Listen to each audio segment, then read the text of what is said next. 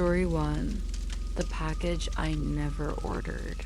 I woke up that morning the same way I always do, half awake, scrolling through emails I don't care about, sipping coffee that's never quite strong enough. But when I opened my front door to grab the paper, there it was, a brown box, no labels, no markings, no return address, just ... sitting there like it belonged. At first, I assumed it was a mistake. Maybe a neighbor's package delivered to the wrong door, but my name was scribbled on the top in shaky black ink. No last name, no apartment number, just ... My name, and I wish I had just left it there. I carried it inside, my fingers already damp from ... something. Nerves maybe, or instinct. The cardboard felt oddly warm, like it had been sitting under a light bulb for hours. I grabbed a knife from the kitchen drawer, slid it under the tape, and peeled it open. On top ... was a hoodie. My hoodie, an old faded navy one with a cracked logo from my college days. The thing was stained, torn at the sleeve, a piece of clothing I hadn't seen in nearly 6 years. I lost it. I know I lost it. During my last year in the dorms, I remember tearing apart my room looking for it back then, and eventually just gave up. My hands trembled as I picked it up. It even smelled the same, that faint mix of detergent, and something ... muskier, older. Beneath it, perfectly centered at the bottom of the box, was a photograph. Glossy, fresh. It showed ... me, sleeping in my own bed. Last night, my head pressed against the pillow, my mouth slightly open. The blue glow from my charging phone lighting the corner of the frame. The angle, it was taken from the foot of my bed. Inside my room, I spun around, scanning my apartment. Every shadow looked sharper. Every corner felt wrong. I sprinted to my bedroom, flung open the closet empty, checked under the bed, nothing but dust, windows locked, door bolted. I told myself there had to be a logical explanation, a prank, a mistake. But when I flipped the photo over, 4 words were scribbled in the same shaky handwriting as on the box. Found you, finally. My stomach dropped. I checked the door again, the locks, the peephole. But the hallway outside was empty. No footsteps, no voices. Just that thin hum of silence that suddenly felt way too loud. I grabbed my laptop, scrolling frantically through forums, trying to figure out if someone else had experienced anything like this. I even Googled whether you could buy old personal items from lost and found auctions or something, but ... no, nothing that explained this. Then ... I noticed something else. My webcam light. It was on. I slammed the laptop shut, unplugged it, turned my phone face down like that would somehow help. But the feeling didn't go away, that tightening in my chest like someone was watching. Still watching. I barely slept that night. Every creak in the walls sounded deliberate. At one point, around 3:17 a.m., there was a soft knock. Just one, not on my front door. On my bedroom window. I live on the 3rd floor. I didn't look. I couldn't. Morning came, but nothing felt normal. The package was still there. The hoodie, the photo. I didn't throw them out. I couldn't. Part of me needed to hold on to them, like proof I wasn't losing my mind. It's been 3 days now. Sometimes I hear footsteps in the hallway when no one should be there. Sometimes the red light on my smoke detector blinks in patterns that don't make sense. Or maybe I'm imagining that. Maybe. If anyone out there has ever had something like this happen, please tell me. Am I paranoid? Or is someone still out there? Watching. Story 2. Someone knew about her. I've never told anyone about her. Not my friends. Not even the therapist I swore I'd be honest with. It was harmless. Just watching. From my window. Fleeting moments. Her leaving for work. Watering the plants. Talking on the phone. Sometimes laughing. Always from across the street. She never noticed. I was sure that that's why the package on my doorstep didn't make sense. Plain brown cardboard. No return label. Just my name written in shaky block letters and taped right on top. A small white envelope. My chest tightened before I even touched it. The note inside was short. 5 words, handwritten in thin, slanted ink. We know about her, and we can help. For a second, I genuinely forgot how to breathe. My eyes scanned the street, empty. Just the usual quiet, no cars passing, no neighbors walking their dogs.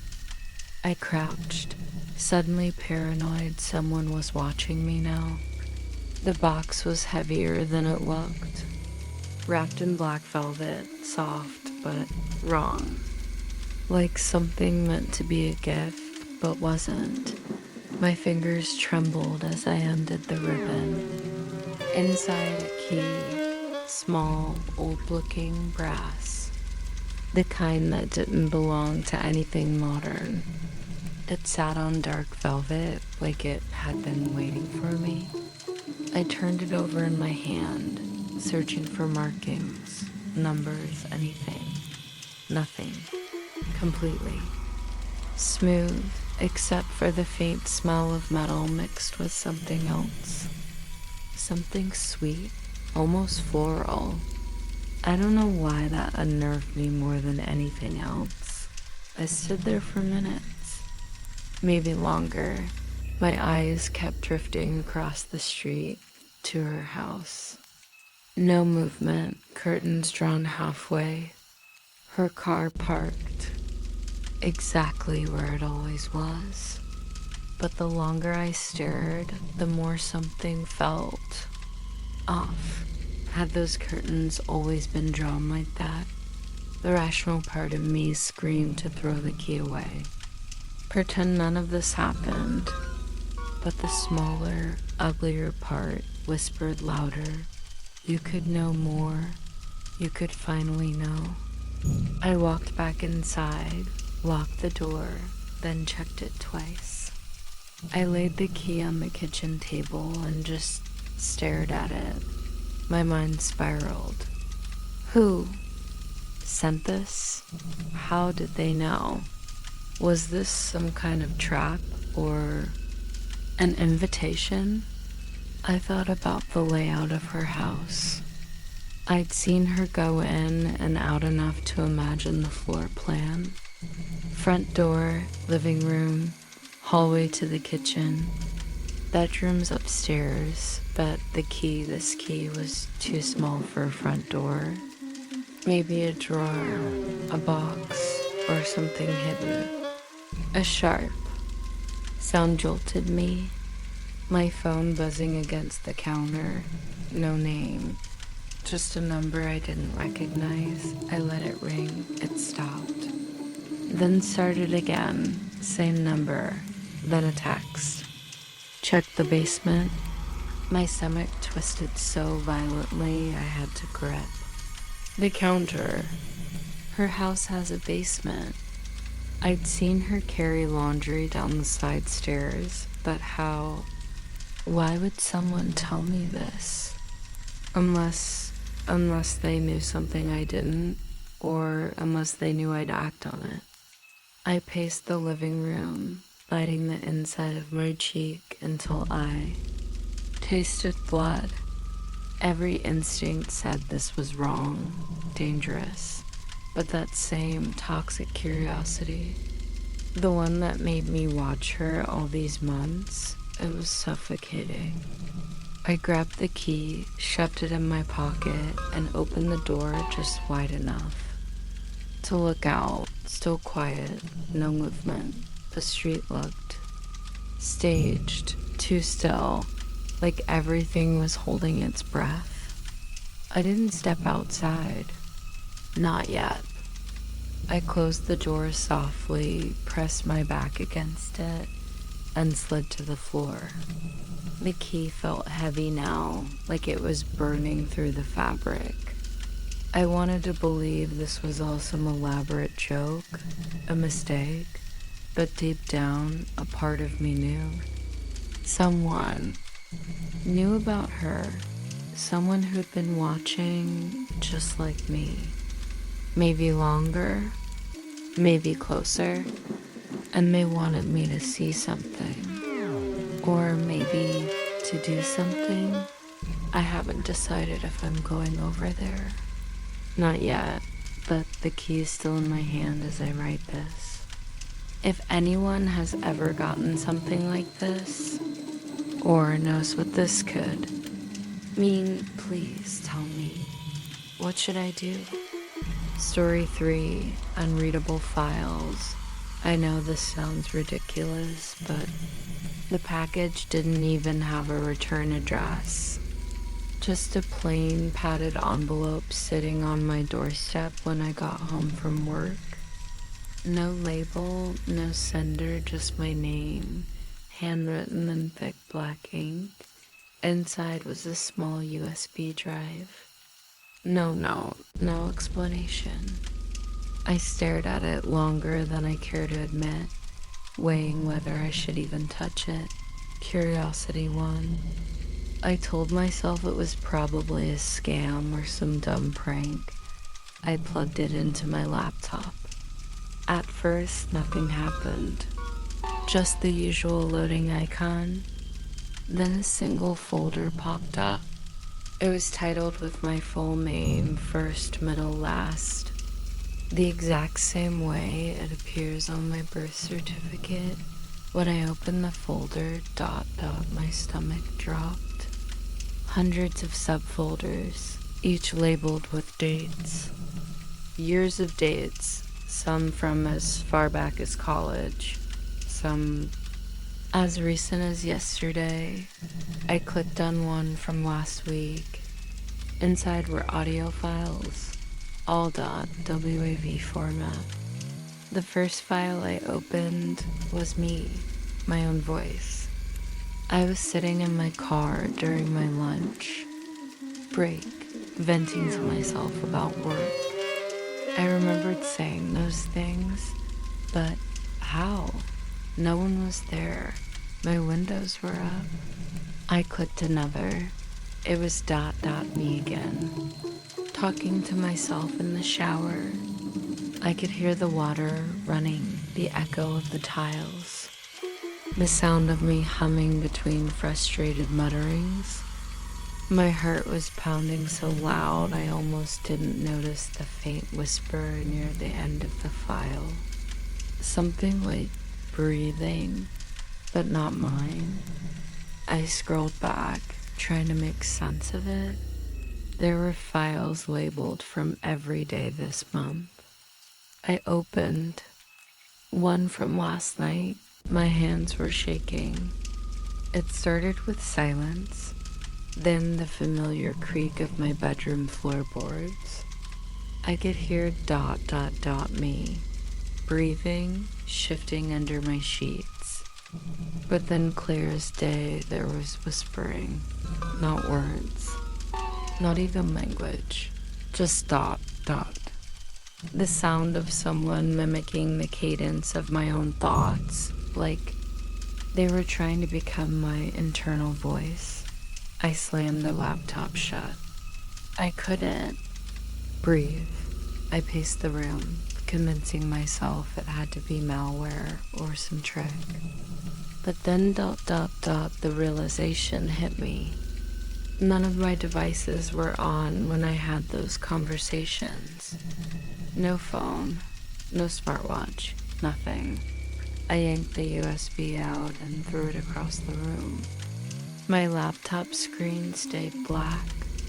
Not shut down dash, just dot dead. Faint clicking sounds started coming from the speakers. Slow, rhythmic, almost like breathing. I unplugged everything, every cord, every outlet. The clicking stopped. For a moment, the silence felt safe. Until my phone lit up. No notification, no caller ID. Just a blank screen. Except for one file name slowly typing itself out letter by letter. Listening now. .wav. I'm sleeping at a friend's house tonight, I think. But if anyone has ever experienced anything even remotely like this, please tell me. Am I going insane, or is something seriously wrong here? Story 4, a list of names. I found the box when I was cleaning out the storage closet. It wasn't mine, I was sure of that. A battered cardboard thing, duct taped at the corners, shoved behind an old suitcase I hadn't touched in years. At first, I figured it was left by the previous tenant, but when I saw what was inside, something shifted. The contents were odd but not alarming. An old disposable phone, dead and yellowed. A burned-out flashlight with corroded batteries rattling inside. A broken key snapped clean in half. Random junk. But beneath it all, there was a folded sheet of paper thicker than standard, almost like cardstock. I nearly threw it aside until I unfolded it. It was a list, just a plain list of names. Typed, no header, no explanation. I scanned it lazily, expecting nothing. Then I saw the first name. My stomach tightened. Jenna Alvarez. I hadn't thought about her in over a decade. Middle school. She cried for a week. After I told everyone her secret, I kept reading. Name after name. Each one pulling some memory I'd half buried. David Langston, neighbor kid, I used to prank until he switched schools. Erica, from my college job, I borrowed money I never paid back. Dozens of them. Some were small slights, others not so small. And at the very bottom, today's date, right there in smudged ink. Next to it, written in shaky handwriting. It begins. I just sat there, trying to rationalize. Maybe someone was playing a joke. Someone who knew me really well. But no one should know this much. Not the tiny betrayals. Not the stupid, cruel things I did as a kid. Things I barely remembered myself. The phone buzzed, except it wasn't mine. My phone was charging in the kitchen. The sound was coming from inside the box, that disposable phone, the dead one. It was vibrating, screen lit up faintly, flickering like a dying star. I reached for it, but it stopped, blank again. I put everything back, closed the box, sealed it with the same tape, My hands were shaking. I walked it straight out to the dumpster behind the building. Done, gone, out of my life. Or I thought so. Around midnight, there was a knock. Not loud, just steady. 4 precise taps. I live alone. No visitors at that hour.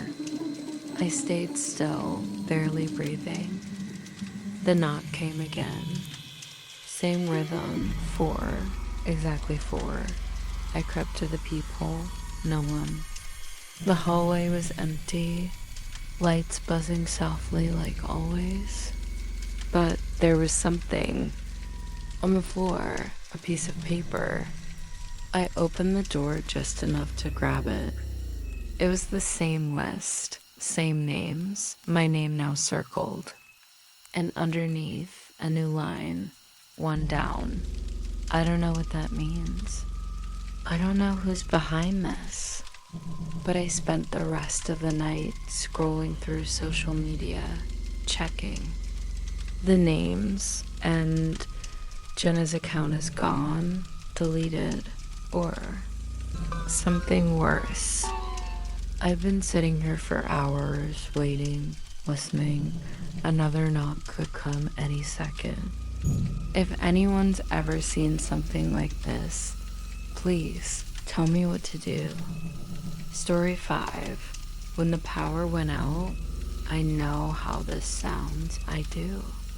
And I've spent the last few hours convincing myself there's a logical explanation for everything that happened. But I can't shake the feeling that something was off, way off. That started earlier tonight. I'd just gotten home from work, threw my keys on the counter, and noticed a small padded envelope sitting on the floor by my front door. No label, no stamps, just there. I live alone in a secured building. You need a code just to get inside. Curiosity got the better of me.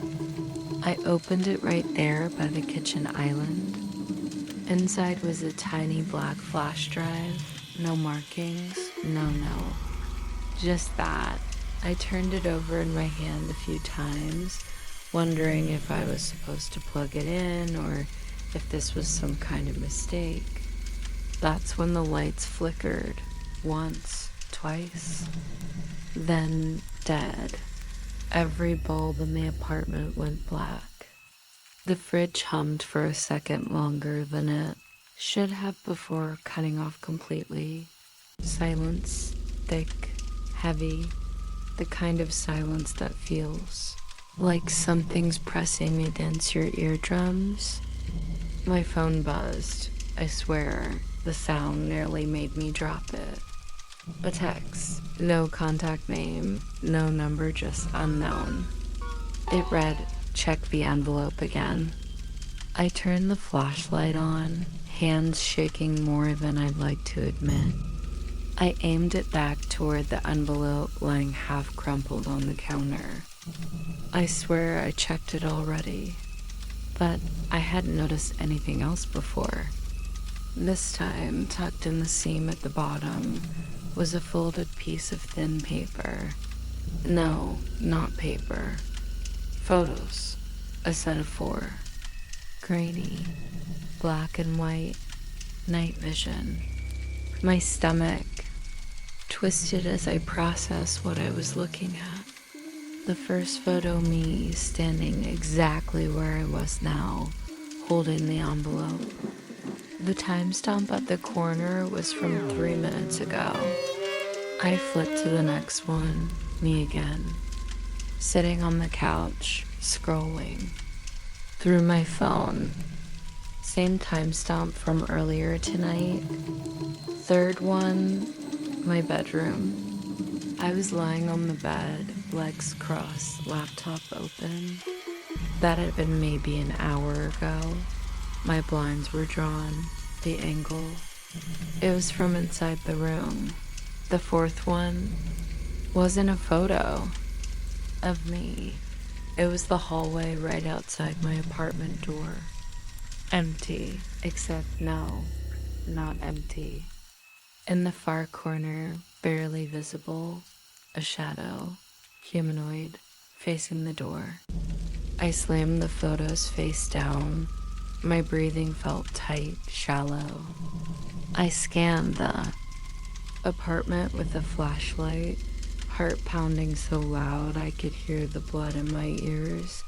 Nothing. No sounds. No movement. Just the oppressive silence, broken only by the faint ticking of the wall clock. My rational brain kicked in. Maybe it's a prank. Someone hacked my webcam. But the bedroom photo, that angle isn't possible. There's no camera there. And the one of me holding the envelope that was taken after I brought it inside. The buzzing came again. Another text. Stay still. I dropped the phone, not even on purpose. My hands just gave out. It hit the hardwood floor face down. I didn't pick it up. Couldn't. Something told me moving was the wrong choice. I stood frozen, every muscle locked. I listened. Really listened. At first, nothing. But then a soft scrape, like fabric brushing against drywall, from the direction of the hallway, just outside my apartment door. The lock on my front door made the faintest clicking sound, not unlocking, not turning, just pressure, like someone testing it. Pushing, without force, just checking. I don't know how long I stood there. 5 minutes, 10. The clicking stopped. The scraping faded, and slowly the power blinked back. Lights flickered on. The fridge kicked in. My phone vibrated one last time on the floor. The final text. You didn't see me, but I saw you. I haven't slept. I don't think I will tonight. I taped over every camera, checked every lock 3 times. But even now, I swear, I hear something faint from the hallway. If anyone has experienced something like this, tell me, please. Should I be worried? Story 6. Her voice on tape. I found the package sitting on my porch when I got home from work. No return address. No markings. Just my name written in shaky black ink. At first, I thought maybe it was a mistake, maybe meant for someone else. But when I opened it, there was only a cassette tape inside. No explanation. The weird thing is, I don't even own a tape player, haven't in years. Honestly, I almost threw it out. But something about it felt that wrong. Or maybe it was curiosity. Either way, I ended up walking down to the thrift store 2 blocks away. Took some convincing, but the guy behind the counter dug one up from the back. It barely worked, crackled when I plugged it in, but the play button still clicked. When the tape started, it was just static, soft at first, then louder. The kind of white noise that fills your head like wind through an empty hallway. I almost turned it off until I heard it, a voice whispering. At first it was too low to make out, but then clear as day it said my name. Not once, not twice, over and over. I froze because I recognized that voice instantly. It was her. My neighbor Lily. Same tone, same slight rasp at the end of her words. I hadn't seen her in over a week.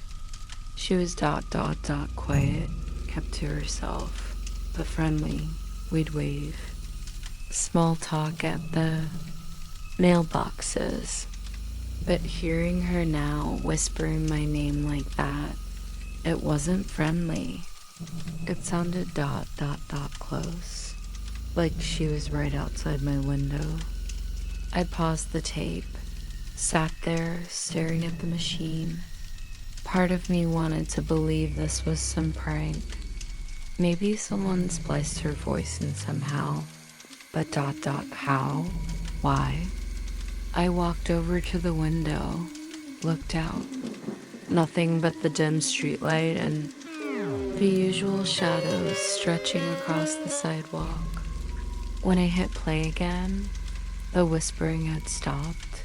What came next was footsteps, slow, measured, crunching over what sounded like gravel, then breathing, heavy, uneven, like someone was walking but trying to stay quiet.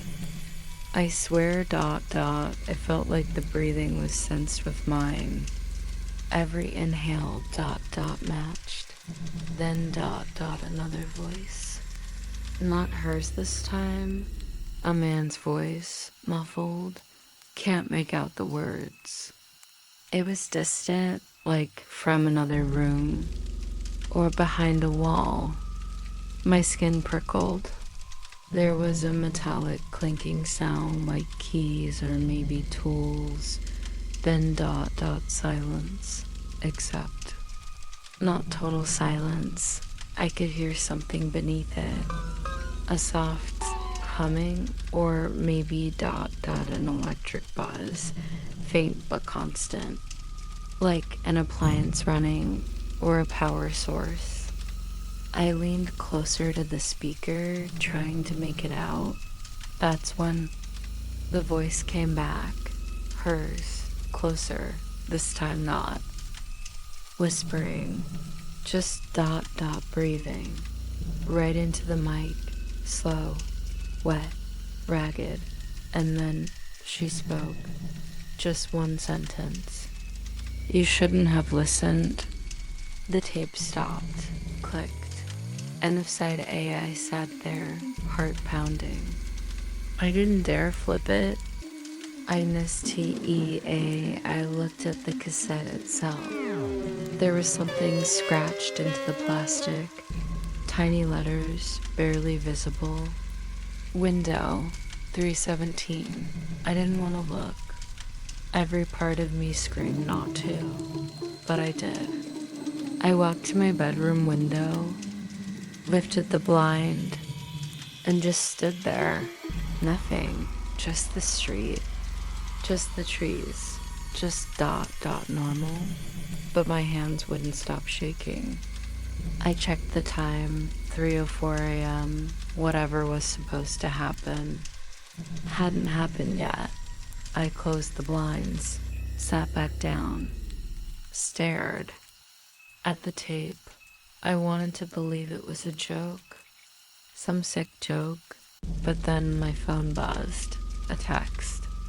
No contact name, just a message. Look outside, my throat closed. I didn't move, didn't breathe. The phone buzzed again. Now, I swear, I heard something, a soft crunch, footsteps, right under my window, but when I finally looked, there was nothing there, just empty street. I don't know if this was a warning or a threat, or something else entirely. I never saw Lily again. Her apartment's empty now. Nobody talks about it. Nobody even mentions her name. And that tape, I still have it, sitting in a drawer. I haven't touched it since, but sometimes around 3 a.m. I still hear her voice, whispering, from right outside my window. If anyone's experienced something like this, please let me know. because I'm starting to wonder, am I the only one? Story 7. The tire wasn't an accident. I guess it started with the package. No return address, no branding, nothing. Just a plain brown box sitting crooked on my porch when I got home from work. I assumed it was something I forgot I ordered. God knows I've bought enough random junk online at 2 a.m., but when I opened it, there was only one thing inside, a tire iron. Not just any tire iron. Same shape, same odd curve near the handle, same scratched up finish as the one meant for my car model. I didn't think much of it at first. Weird, sure. But maybe a shipping error. I tossed it on the kitchen counter and forgot about it until I saw the note. It was stuck under the foam padding, crumpled and smeared with dark grease fingerprints. The handwriting was shaky, almost rushed. You're going to need this around 6:17 p.m. I laughed. Actually laughed. Some prank, probably. Maybe one of those subscription mystery box things. But the more I thought about it, the less funny it felt. I checked the time, 5:42 p.m. Something about the specificity bothered me. Not 6 o'clock, not 6:30, 6:17. Who writes that? I kept pacing, looking at the box, the note, the tire iron. Then back at the clock. 5:55 now. I don't know why, but I grabbed the tire iron and shoved it into my passenger seat. Just ... in case. My brain kept trying to rationalize it. Maybe someone was warning me about road work. Maybe it was a freak coincidence. But my hands were clammy. When I turned the ignition, the drive was normal. Too normal. I took my usual route, same back road, barely any traffic this time of day. I kept glancing at the dashboard clock. 6:13, then 6:15. Every time the numbers changed, my grip on the steering wheel got tighter. At 6:16, it happened. A loud pop, sharp, sudden, violent. The car jolted, pulling hard to the right. I swerved toward the shoulder, heart punching against. My ribs, flat tire, completely shredded. I just sat there for a second, staring at the clock. 6:16, not 6:17, but close enough. My hands were shaking when I stepped out. The air smelled like burnt rubber. Cold, dry air brushed against my skin as I walked around to check. Front passenger, tire gone. A chunk of glass was embedded right near the sidewall. Not random road debris. Not normal. That's when I remembered the tire iron. I opened the door, reached in, and yeah, perfect fit. Same weird curve. Same little scratch near the socket. Like it was made for this. As I started loosening the bolts, I kept scanning the tree line. I don't know why. The road was empty. Completely dead. No cars. No joggers. Just silence. Heavy and natural silence. You don't notice how loud the absence of sound can be until you're listening for something, anything. I kept feeling like someone was watching me. No movement. No footsteps. Just that prickling sensation crawling up my neck. You know the one. When I grabbed the spare from the trunk, there was something else. A folded piece of paper tucked under the rim. Same greasy smudges. Same handwriting. It only said, good. You listened. I didn't sleep that night. Still haven't, really. I keep wondering, was this some twisted act of kindness or something else entirely? Because if someone knew about the tire ... what else do they know? If anyone's ever had something like this happen, please tell me. I'm starting to feel like I'm not supposed to understand what this was or who it was for. Story 8. Pages from my dreams. I've never been the type to keep a journal. Honestly, the idea always felt a bit ... self-indulgent. But yesterday, a small, unmarked package showed up at my doorstep. No return address, just my name typed, not handwritten. I didn't think much of it ... until I opened it. Inside was a simple black notebook. Cheap cover, no branding. It looked worn, like it had been flipped through hundreds of times. I figured maybe it was some weird spam marketing thing. Until I opened it, every page was filled. Handwritten lines, dense fast, like someone was trying to get it all down before forgetting. I scanned the first page ... then the second, and my hands started shaking. These were my dreams, not vague summaries, not paraphrased guesses. Exact descriptions down to the smallest details of nightmares I've had over the years. Word for word, even the ones I've never told anyone about. Even the one from 3 nights ago, the one where someone was standing in the corner of my bedroom, whispering my full name, over and over, watching me sleep. At first, I tried to rationalize it. Maybe I'd talked about it in my sleep. Maybe someone overheard. But some of these dreams, they were from years ago. Private, buried. Things I forgot until reading them again. Things I wanted to forget. I flipped further. Pages got messier, more frantic. Ink smudged, lines crossed out. A few pages were torn. Whoever wrote this ... they weren't okay. And then I found the one that didn't belong. A dream I'd never had. It described me lying in my bed, exactly as I had been the night before. Same clothes, same pillows, same pillow flipped to the cool side. Same window cracked open a few inches.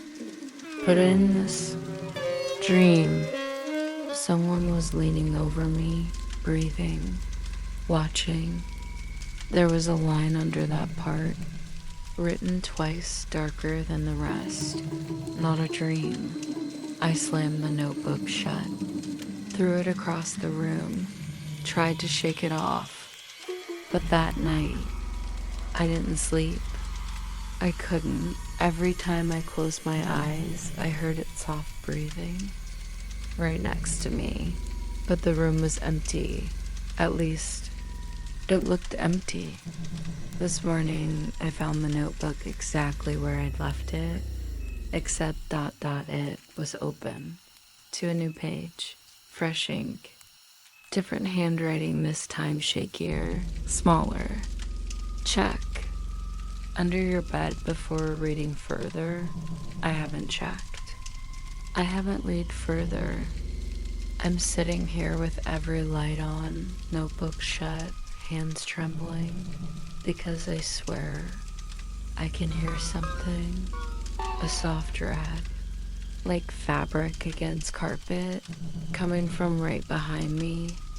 If anyone's ever experienced something like this, please tell me, am I losing it, or is someone writing my life as I sleep? Story 9. someone's watching her too. I used to think it was just curiosity, harmless curiosity. When you live alone for long enough, your mind starts looking for distractions, patterns, anything to feel less empty. That's how it started. I noticed her through my window apartment 4B, directly across the courtyard. She has this routine. Lights on at 7:12 p.m. every evening. Microwave hums exactly 3 minutes later. Yeah, I can hear it if I leave my window cracked. She sits on her couch with her laptop, always with her hair tied up, wearing those oversized gray sweatshirts.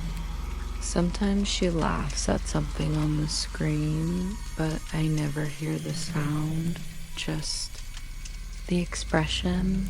I told myself it wasn't weird. People watch people all the time.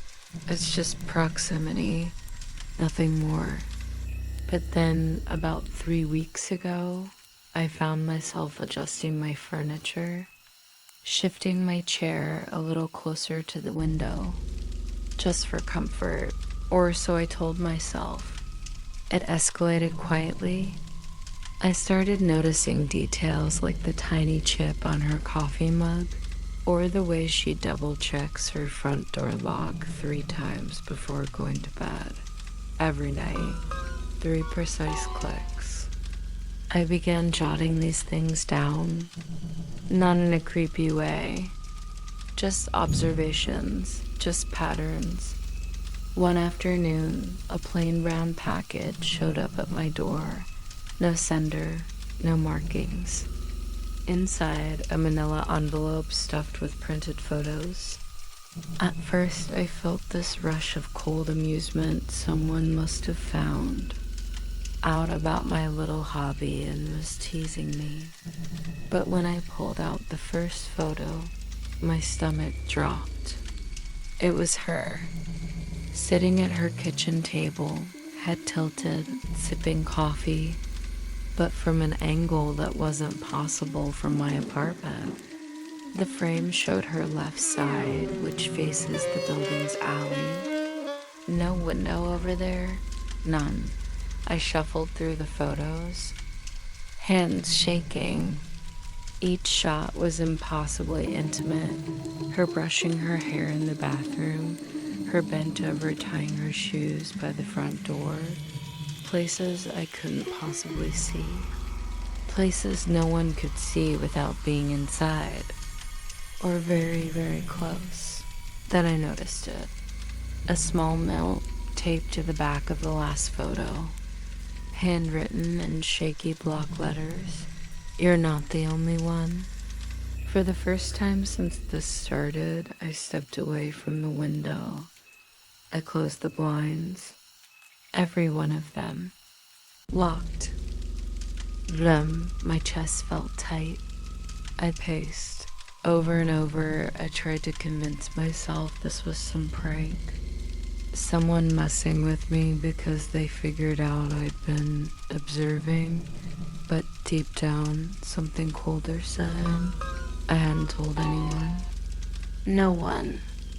No social media posts. No journal left open. Nothing. Whoever sent this, they weren't guessing. They knew. And worse, they were watching her too. Or maybe ... watching me. That night, I couldn't sleep. Every creak of the floorboards felt sharper. Every car passing by made me flinch. And around 2:37 a.m., I swear, I heard footsteps in the hallway outside my door. Slow, measured, stopping ... right at my door. But no knock. No sound after that. Just ... nothing. I haven't looked out the window since. I don't even know if she's still there. But the worst part, sometimes I feel it. That pull. The urge to check. to see if anyone's there, if she's okay, or if whoever sent that note ... is watching me now. If anyone else has ever experienced something like this ...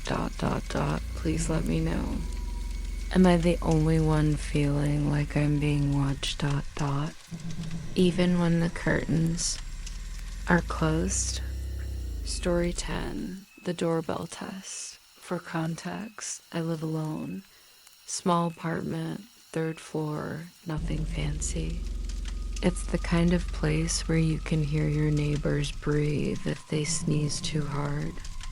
I mention that because, well, background noise is part of my daily life, or it was, until that night. 3 days ago, a small brown box showed up at my doorstep. No return address. No markings. Just my name, first name, only written in sloppy. Black marker. Inside was a single envelope and a note taped to it. Open this only when you hear the doorbell. No sender, no explanation. I don't get many visitors. I thought maybe it was some prank. A stupid one, but still. I left it on the kitchen counter, ignored it, and went about my day. Nothing happened. Not that night. Not the next. Honestly, I started thinking it was some viral marketing thing. Then, 2:14 a.m. this morning, the doorbell rang. It wasn't. Subtle, sharp, jarring. 3 mechanical chimes in quick succession. I sat up so fast that my vision blurred. My heart was already racing before my feet hit the floor. I don't get visitors at 2 a.m. Nobody does. For a second, I debated not opening the door. But then my eyes caught the envelope sitting exactly where I left it. I swear this part feels insane. Even before I touched it, I knew the seal had come undone. The flap was slightly lifted, like it had been waiting. With trembling hands, I opened it. Inside was a photo. A printed photo. Slightly glossy, still warm, maybe from being sealed. No idea. But the moment I looked at it, I swear I forgot how to breathe. It was me, standing at my own front door. Same clothes I was wearing, same slippers, same look of confused fear on my face. In the corner of the photo, ... timestamp. 2:13 a.m., a full minute before the doorbell rang. I didn't know what to do. I glanced at the peephole, nothing. Dead silent out there. I didn't hear footsteps, no shuffling. Not even the creak of the stairwell that always groans when someone walks up. Just ... nothing. For reasons I can't explain. I unlocked the door, opened it, slowly, inch by inch. The hallway was empty. More than empty, it felt ... hollow. Like the walls themselves were waiting, watching. I stepped outside, half expecting someone to jump out. But no, nothing. The air felt weird though. Heavy, thicker than it should have been, and colder, but not like regular cold. More like ... the absence of something, absence of presence. Does that make sense? I checked both ends of the hallway. No movement. Not even the blinking light from Mrs. Callahan's motion sensor camera. Dead. Completely off. That thing's never off. Ever. I walked back in, locked the door. Deadbolt, chain, everything. Double-checked the windows. Checked the closets, even under the bed. Nothing. No one. But the entire time, I couldn't shake the feeling that the moment I looked away from the door, someone would be on the other side, just standing there, waiting. Tried to distract myself, sat on the couch, scrolled through my phone. Every notification felt louder than usual. Even the hum of the fridge sounded wrong, off tempo, out of sync with everything. Then my phone buzzed. No caller ID, just a text. Thank you for participating in the doorbell test. That's all it said. I didn't respond. I didn't move. I think I sat there, completely frozen, for over an hour, waiting for something. Another text. Another ring, anything, but nothing came. It's been a few hours now. Morning's here, sun's up, and yet I still haven't thrown away the photo. It's sitting next to me as I type this. Every time I glance at it, I swear the shadows look different. Has anyone else gotten something like this? Please tell me I'm not the only one. What is this? What does it mean? Story 11, the chat log. It started with a package, no return address. Just a plain padded envelope sitting on my doorstep when I got home from work. I stood there for a second, turning it over in my hands. No markings. No postage. Nothing. I don't know why, but something about it made my stomach tighten. Inside, there was only one thing. A sheet of paper, folded perfectly, edges crisp, like it had never been touched by human hands. I sat on the couch, unfolded it, and stared. It was a chat log. At first, I thought it was a prank. Just two anonymous usernames, user_01 and user_02. No timestamps, no platform name. Just back and forth lines, perfectly formative like an online conversation. Then I read the first line. Remember when you stood at the edge of the bridge? I stopped breathing for a moment. My fingers tightened around the paper. That wasn't a conversation, it was a memory. A memory I hadn't spoken about to anyone, ever. I kept reading.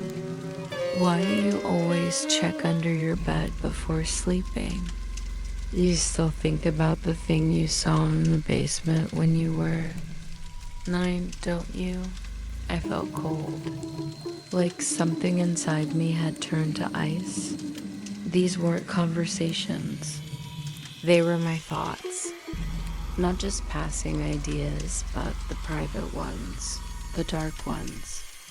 The ones I'd buried so deep I sometimes convinced myself they never existed. I scanned line after line, hands trembling. You told yourself it was just the house settling. It wasn't. I stood up so fast the paper slipped from my hands. My heart was pounding against my ribs too loud, like it didn't belong to my body anymore. I tried to rationalize it. Maybe someone hacked my phone. Maybe it was AI scraping my data. But some of these things, there's no way. No way anyone could know. Nobody knew about the man I saw through my bedroom window when I was 12. The one who smiled but never blinked. Nobody knew what I whispered to myself in the dark during those nights when sleep wouldn't come. I picked the paper back up, carefully, like it might bite me. I told myself I'd stop reading. I didn't. Then I got to the last line. It wasn't a thought, not a memory, Just 3 words centered on the page. We're waiting. I swear at that exact moment, there was a knock. Not at the door. From inside the closet. I haven't opened it. Not yet. But if anyone else has ever experienced something like this, please tell me. What would you do? Story 12. The key to nowhere. It arrived on a Tuesday. No return address, no markings, just a small padded envelope left on my doorstep. Inside was a brass key. Cold. Heavy. A little too heavy for something that size. No note. No explanation. Just ... The key. I turned it over in my hand, feeling the weight, running my thumb along the grooves. It didn't fit any lock I owned. Not my door, not the mailboxes downstairs. Not even the old storage unit in the basement. I almost tossed it aside until I noticed something. The teeth of the key. They weren't random. At first glance, it looked like a normal pattern of cuts and ridges. But the longer I stared, the clearer it became. The shape wasn't arbitrary. It was my apartment, my exact floor plan. I set it down on the kitchen counter, flattened a sheet of paper beneath it, and traced it carefully. The alignment was perfect. The long ridge matched the hallway. The notch on the left aligned with my bedroom door. The jagged cuts near the base. The layout of my kitchen, the little corner where the sink sat. I felt my stomach tighten. I stood in the middle of my living room, key in hand, scanning the walls. Where could it possibly fit? There wasn't anything hidden here, ... right? I checked the obvious places, first behind the couch, under the rug, inside the cabinets. Nothing. Then I remembered the floorboard. There was always one near the bedroom door that felt off. Not loose, exactly, but slightly hollow beneath. I crouched down, pressed my palm against it. Nothing moved, but as I shifted my weight, there was the faintest click. My pulse jumped. I hesitated. This was stupid. This was crazy. But my fingers were already fitting the brass key against the edge of the board, searching ... until it slid perfectly into an almost invisible seam I hadn't noticed before. I turned. It a soft mechanical sound, a lock disengaging, and the board didn't lift, it sank about half an inch down, revealing a dark gap underneath. I leaned closer. No smell. No air movement, just ... absence. Black, depthless absence. I grabbed my phone, turned on the flashlight, and pointed it inside. But the light didn't reflect back. It just ... vanished, like the space absorbed it completely. My throat felt dry. I should have stopped there, I really should have, but I reached inside, expecting to touch a surface, maybe metal, maybe concrete. Instead, my hand went further than it should have, past the thickness of the floor, past the ceiling of the apartment below. Deeper, impossible depth.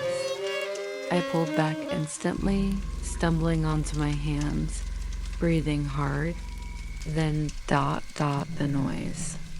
A faint, rhythmic tapping, not loud, not urgent, just ... steady from inside the gap. I backed away, sliding against the wall, eyes fixed on that small sunken panel in my floor. and the key, it began to turn back on its own. Slowly, smoothly, the panel rose, seamless again, as if nothing had ever opened. I scrambled to my feet, gripping the key like it could somehow protect me. But when I looked at it, really looked, I realized ... It had changed. One of the teeth was now missing. Filed down, altered. I don't know what that means. I don't know if something came out or if something got in. But every night since, around 2:13 a.m., I hear that same tapping sound. Always from the same spot beneath the floor. I haven't told anyone about this yet, but if anyone's seen something like this, if anyone's ever received a key that doesn't belong Dash, please ... let me know. Because I'm starting to think it was never meant to unlock something. It was meant ... to let something out. Story 13. Echoes from the vent. I know this is going to sound strange, but I need to get it out somewhere. It started 3 nights ago, after I opened that old box from my parents' attic. I wasn't expecting anything weird, just childhood junk. But ever since then, something's off. It was around 11:30 p.m. when I first heard it. A faint clicking, barely noticeable at first. I paused my music, thinking maybe it was a loose cable or something mechanical. But no, the sound was coming from behind my bedroom vent. Soft, deliberate, like someone tapping an old microphone to check if it's working. I tried ignoring it, told myself it was probably just the HVAC acting up. But then the clicking stopped, and I swear right after there was breathing, slow, uneven, like someone trying not to be heard but failing just enough for me to notice. I stood there for a while, staring at the vent. Part of me wanted to unscrew the cover right away. Another part didn't. I kept glancing back at that cardboard box. Inside were old report cards, broken toys, a faded baseball cap. Nothing that should have triggered this. The noise didn't stop. If anything, the breathing grew closer, fuller. It's hard to explain. My skin prickled, like when you sense someone standing right behind you, but you know no one's there. I grabbed a flashlight, took a deep breath, and went for the screws on the vent cover. The second the cover popped off, everything went dead silent. No breathing, no clicking. Just this oppressive stillness pressing against my eardrums. I aimed the flashlight inside half, expecting to see I don't even know what, but it was empty. Just ductwork, dust, shadows. And then I noticed something wedged in the corner, right where the vent shaft bends. I reached in, fingertips brushing against something soft but crinkled. I pulled it out. It was a photo, a printed photo of me. It took a second for my brain to process it. It was me sitting at my desk, asleep, head resting on folded arms. I know exactly when this was last year, during one of those endless remote work nights, but I never took this picture. I live alone. The angle was weird too, high up, slightly tilted like it was taken from the vent itself or somewhere near the ceiling. I checked the back of the photo. Blank, no marks, no smudges, just that smooth, glossy paper. My mouth went dry. I scanned the room, half expecting someone to step out from the shadows. Nothing. Just the hum of the streetlights outside and my own heartbeat punching through my chest. For the rest of the night, I couldn't sleep. Every tiny noise the house, settling, a car passing, even the wind felt wrong, like the silence was hiding something or someone. I kept glancing back at the open vent, expecting, I don't even know, something. I haven't heard the clicking since. No breathing either, but the vent's still open. And I still have that photo. It's sitting right here next to me as I type this. I don't know what to do with it. If anyone's ever experienced something like this, please tell me. I need to know I'm not the only one. Story 14. We fixed something for you. I'm not even sure why I'm writing this. Maybe because I still don't understand what happened. Or maybe because part of me feels like I should warn someone. Anyone. It started with a plain envelope left on my desk at work. No sender, no logo, just my name written in shaky, almost childlike handwriting. Inside was a printed invoice. No explanation, no company name, no itemized charges. Just 2 words centered on the page. Service completed. At first I thought it was some dumb prank. I even laughed, thinking one of my coworkers was messing with me. Honestly, it wouldn't be surprising. My department isn't exactly friendly, especially Mark. He's been riding my back for months now. Petty insults, undermining me in meetings, even spreading rumors. Human resources, completely useless. I crumpled the paper and tossed it in my drawer. Figured it wasn't worth the headache, but 2 days later, something shifted. Mark was gone, no announcement, no warning, just gone. His desk cleared out, his name wiped from the directory. People whispered vague things like, oh, he transferred, that nobody seemed to know where. No goodbye email. No farewell lunch, nothing. At first, I felt relief. A sick kind of relief, honestly. But then I remembered the invoice. I pulled it back out, smoothing the creases with shaky hands. That's when I noticed something I hadn't seen before. Near the bottom, barely visible under the faded ink, was a small line of text. Slanted, smudged, almost like someone tried to erase. It. No refunds. My stomach dropped. It wasn't a joke. At least, it didn't feel like one anymore. That night, I barely slept. Every little sound, the hum of my fridge, the creak of the floorboards felt amplified. I kept staring at the window, half expecting to see I don't even know what. The next morning, I checked my email. Nothing unusual except for one message sitting in my spam folder. No subject, no sender address. Just a single line in the body.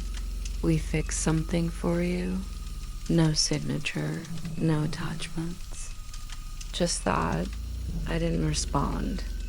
I didn't know how part of me wanted to delete it. Pretend it never happened. But I didn't. I just left it there. Over the next few days, things started feeling off. I'd catch glimpses of people watching me. Not coworkers, strangers. A man sitting in a parked car near my apartment, pretending to read a newspaper.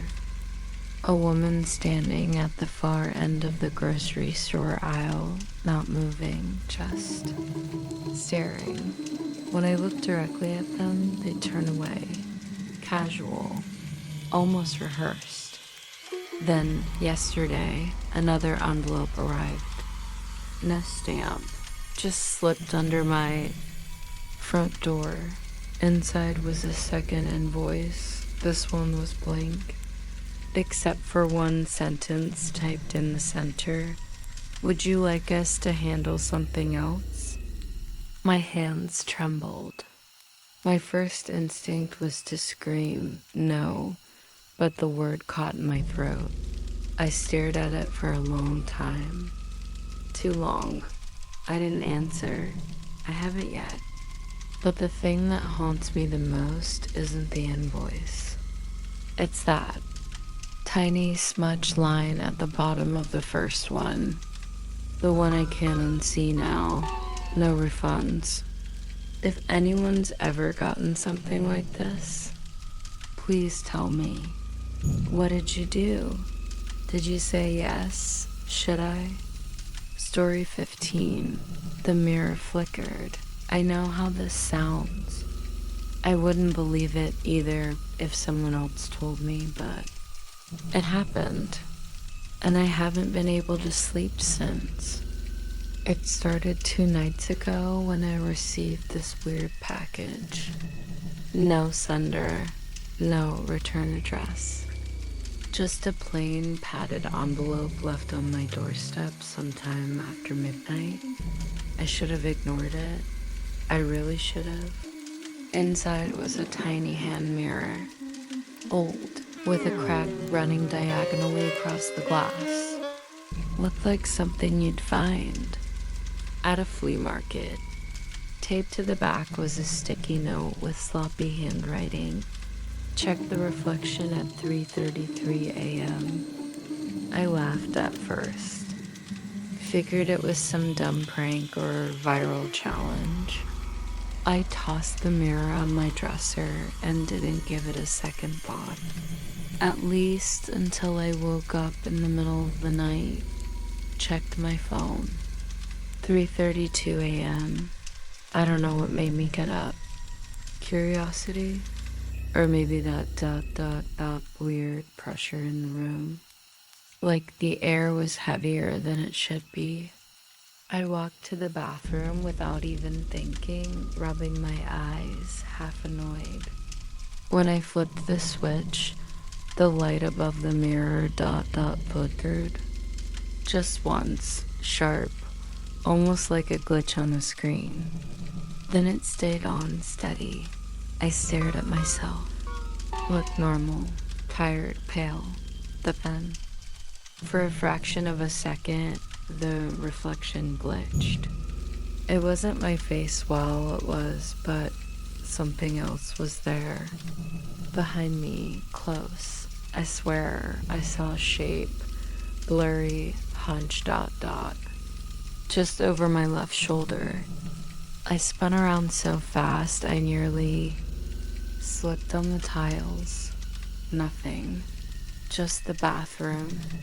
Same as always. The fan hummed softly. The sink dripped something I've meant to fix for weeks. That no one was there. I told myself it was just my brain playing tricks.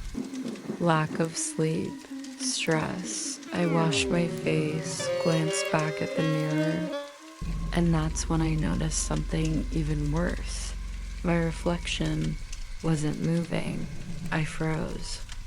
My hands were on the sink, but in the mirror, I wasn't holding anything. My arms just hung there, limp. My face was blank. No blank. No breath. Just still.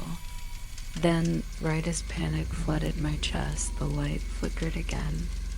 The reflection caught up, snapping back into sync like nothing ever happened.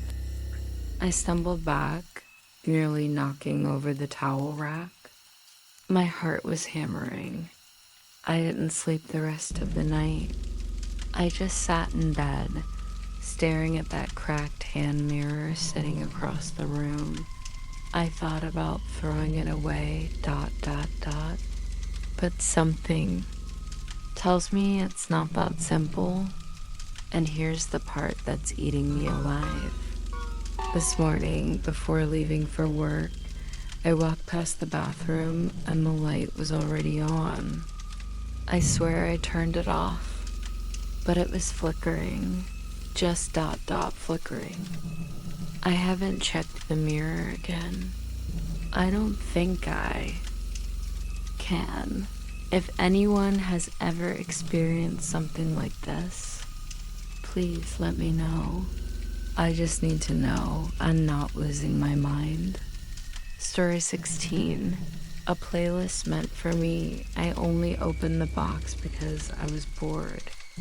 It was one of those dusty cardboard things shoved deep in the closet, the kind you forget you even own.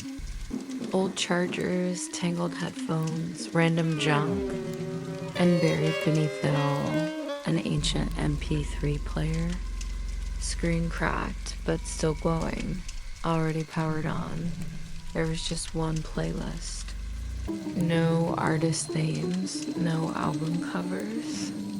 Just a simple title, For You. I hesitated. This thing wasn't mine.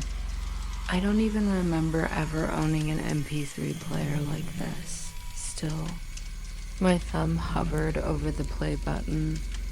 Curiosity won. The first track started instantly. No intro, no music, just ... Breathing, uneven, shallow, then a voice.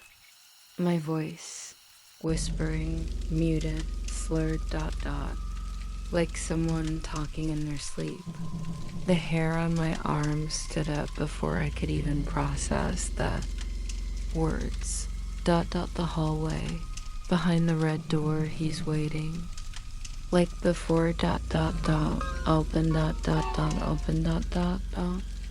I felt my throat tighten. The voice was definitely mine, but I don't sleep talk. At least, I didn't think I did. And this ... this wasn't mumbling. It was specific, descriptive, terrifyingly coherent. I paused the player. For a second, the only sound was the low hum of my refrigerator down the hall. But now I noticed something else. A faint ticking. Not mechanical, not rhythmic, just irregular, somewhere close. I scanned the room but saw nothing. I pressed play again. ... I left it bare, under the floorboards. They never found. It never knew. But I know. I always knew ... My mouth went dry. I don't remember ever saying those words. I don't even know what they mean. What was under the floorboards? Where? Why did I sound scared? I told myself it had to be a prank. Maybe an old recording app accidentally saved some weird sleep ramblings years ago. But then ... the third track started. This one wasn't a whisper. It was ... crying.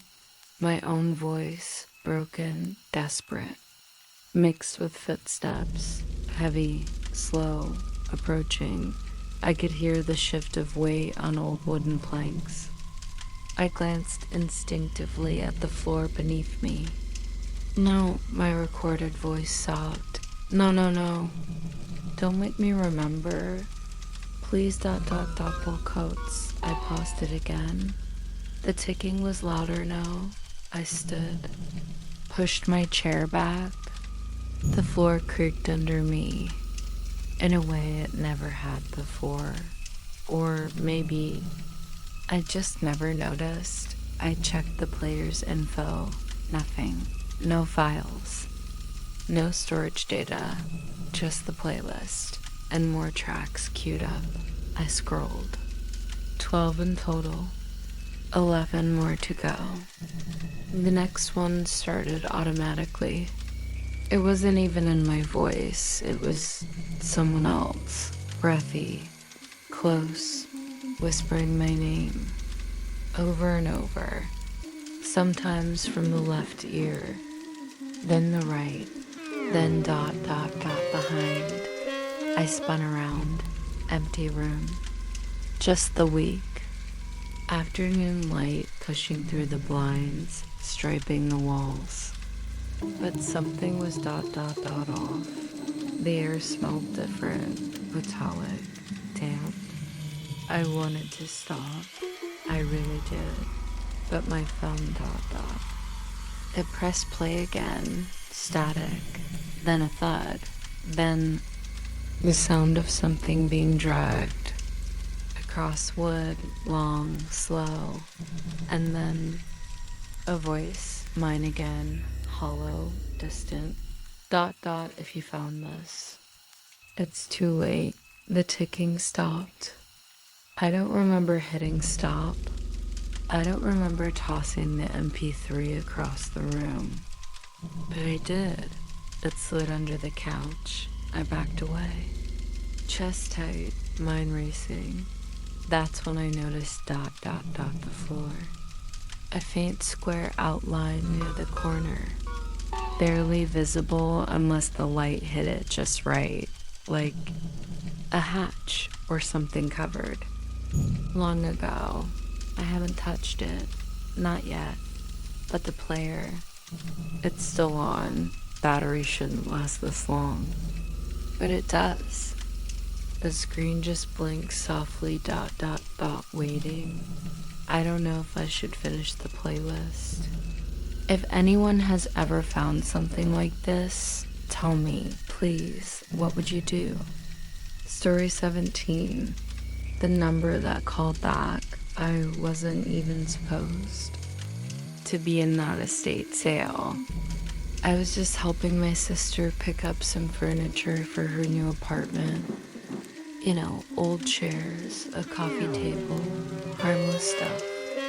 But while she haggled with the seller, I wandered off into one of the back rooms. That's when I saw it, a half buried beneath crumpled packaging paper on a dusty shelf.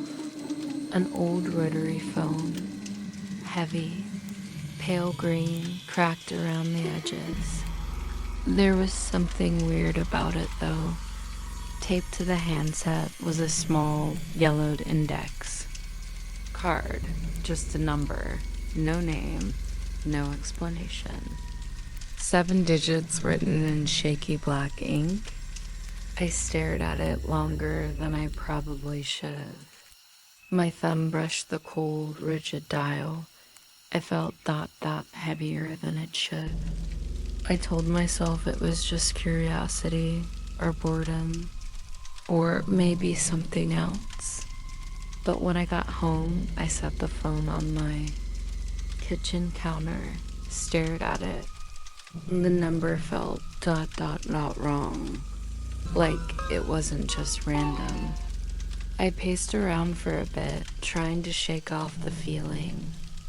Eventually, against better judgment, I picked up my cell and dialed it. At first, just static. A low, crackling hum like an old radio between stations. I pulled the phone away, checked if I'd misdialed, but no.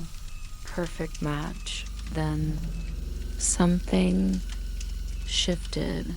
Beneath the static, I heard breathing, soft, unsteady, then a whisper.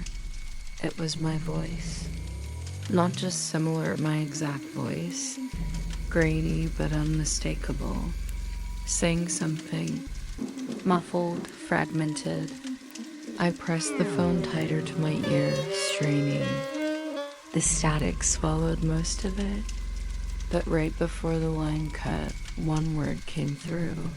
Clear, icy, run. The line went dead. I stood there for a good minute, staring at nothing, trying to rationalize. Maybe some prank recording. Maybe someone intercepted the call. Maybe something else. I laughed it off nervously, but the sound didn't feel real. It felt hollow. That should have been the end of it. But 5 minutes later, my cell lit up. Same number. No caller ID. No location. Just ... calling back. I didn't pick up. I couldn't. I watched it ring until it stopped. Then, silence. Until the house phone rang. Not my smartphone. The rotary phone. The one I hadn't even plugged in. It shouldn't have worked. There were no cables, no dial tone, just dead plastic. But the bell rang, loud, mechanical, echoing through my apartment like it was clawing its way out of the walls. I froze. Every part of me screamed not to answer, but ... my hand moved anyway. Like it wasn't entirely mine. I lifted the receiver. Silence. Not even static this time. Just ... absence. The kind that presses against your skin. Like standing in a sealed room where even your heartbeat sounds intrusive. Then ... breathing. Again. Shaky. Wet, not mine. And then knocking. Slow. Rhythmic. Not from the phone. From somewhere else. From my front door. I dropped the receiver. Backed away. The knocking continued steady, deliberate. 3 knocks. Pause. 3 more. My phone buzzed again. Same number. I glanced at the peephole. Empty. But the knocks ... They sounded closer. The kitchen light flickered. Once. Twice. Then stayed dim. My phone buzzed again. This time it wasn't a call. It was a voicemail. Just ... 10 seconds of dead air. Except, if you listened closely, behind the silence, ... breathing, and then ... whispering, my own voice again, fragmented, fainter than before. One word stood out, the same one. Run. I grabbed my keys. Barefoot, didn't care. Opened the door, empty hallway, but the air felt heavier, charged, like someone had just been there. I sprinted down the stairs. Didn't look back. Got in my car, drove. Didn't even think about where. Just ... away. It's been 3 days. I didn't go back. I still have the phone in my back seat, wrapped in a blanket like a bomb. My own phone ... I smashed it. Every time I powered it on, the same number would pop up, even with no SIM, no signal. I don't know what happens if I pick up. I don't want to know. But sometimes when everything's quiet, too quiet, I swear, I still hear the ringing. If anyone else has ever experienced something like this, please let me know. I just need to know I'm not losing my mind. Story 18, a job offer. I know how this sounds.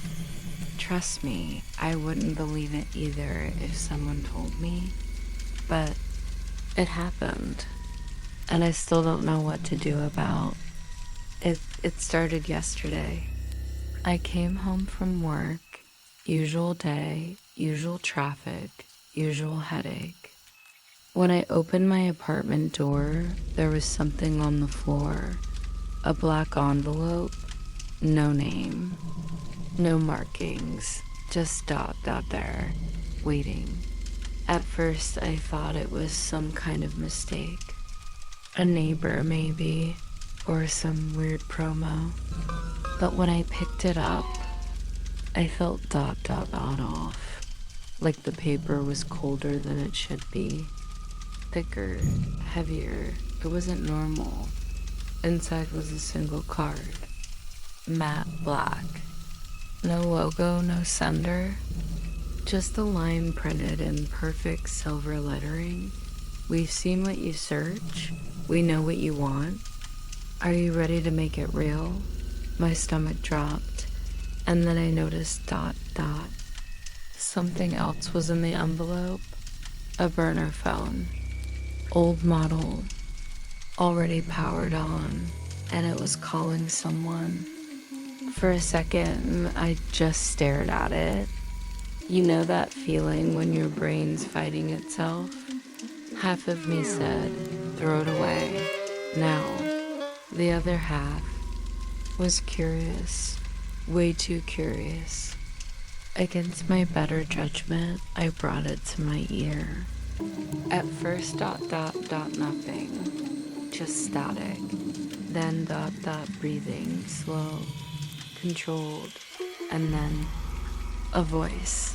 You've been looking for something different, it said. Now hello. No introduction. The voice was flat, mid-range, genderless. Something outside your routine. Something ... meaningful. I didn't answer. I couldn't. You don't have to speak. We know. We've seen your late night searches. Watch the tabs you open. The videos you don't finish. The jobs you almost applied for. The ones you thought were fake. I felt my legs go weak. I sat down, phone still pressed against my ear. My apartment suddenly felt ... wrong. Too quiet. Like someone had pressed pause on the outside world. This is a real offer, the voice continued. No resumes. No interviews, just a yes or a no. I finally found my voice. A job doing ... what? Silence. Then, you wouldn't be the first. Others took it. They single quotes, satisfied. I looked around, half expecting someone to be watching me. The window. The vents. I even checked behind the TV. Nothing. Then the voice added, check under your kitchen sink. I don't know why ... but I obeyed. Slowly, I walked to the kitchen, opened the cabinet, and there it was, a small black box. Same matte finish as the envelope. I swear to God it wasn't there this morning. Inside ... was a photo. A man, smiling, probably mid-40s, looked normal. Behind the photo, a slip of paper, one task, complete it, $50,000, details to follow if you accept. My hands were shaking. What is this? I asked, my voice barely above a whisper. A test, the voice said. You've been invisible your whole life, overlooked, underpaid, unnoticed. This ... is a chance to be seen. My breathing got shallow. I wanted to hang up. I should have hung up, but then the voice said one last thing that made my blood run cold. Look outside. I walked to the window. Down on the street, a black car. Tinted windows, engine running, not moving, just ... waiting. I didn't see anyone, but I knew. They were waiting for my answer. I don't know what to do. If anyone's ever gotten something like this ... please tell me. Am I in danger? Or am I just losing my mind? Story 19. Something's buried. I wasn't expecting anything in the mail that day. No packages, no letters. But there it was, an unmarked envelope, thin and slightly crumpled, sitting alone in my mailbox. No stamp, no return address.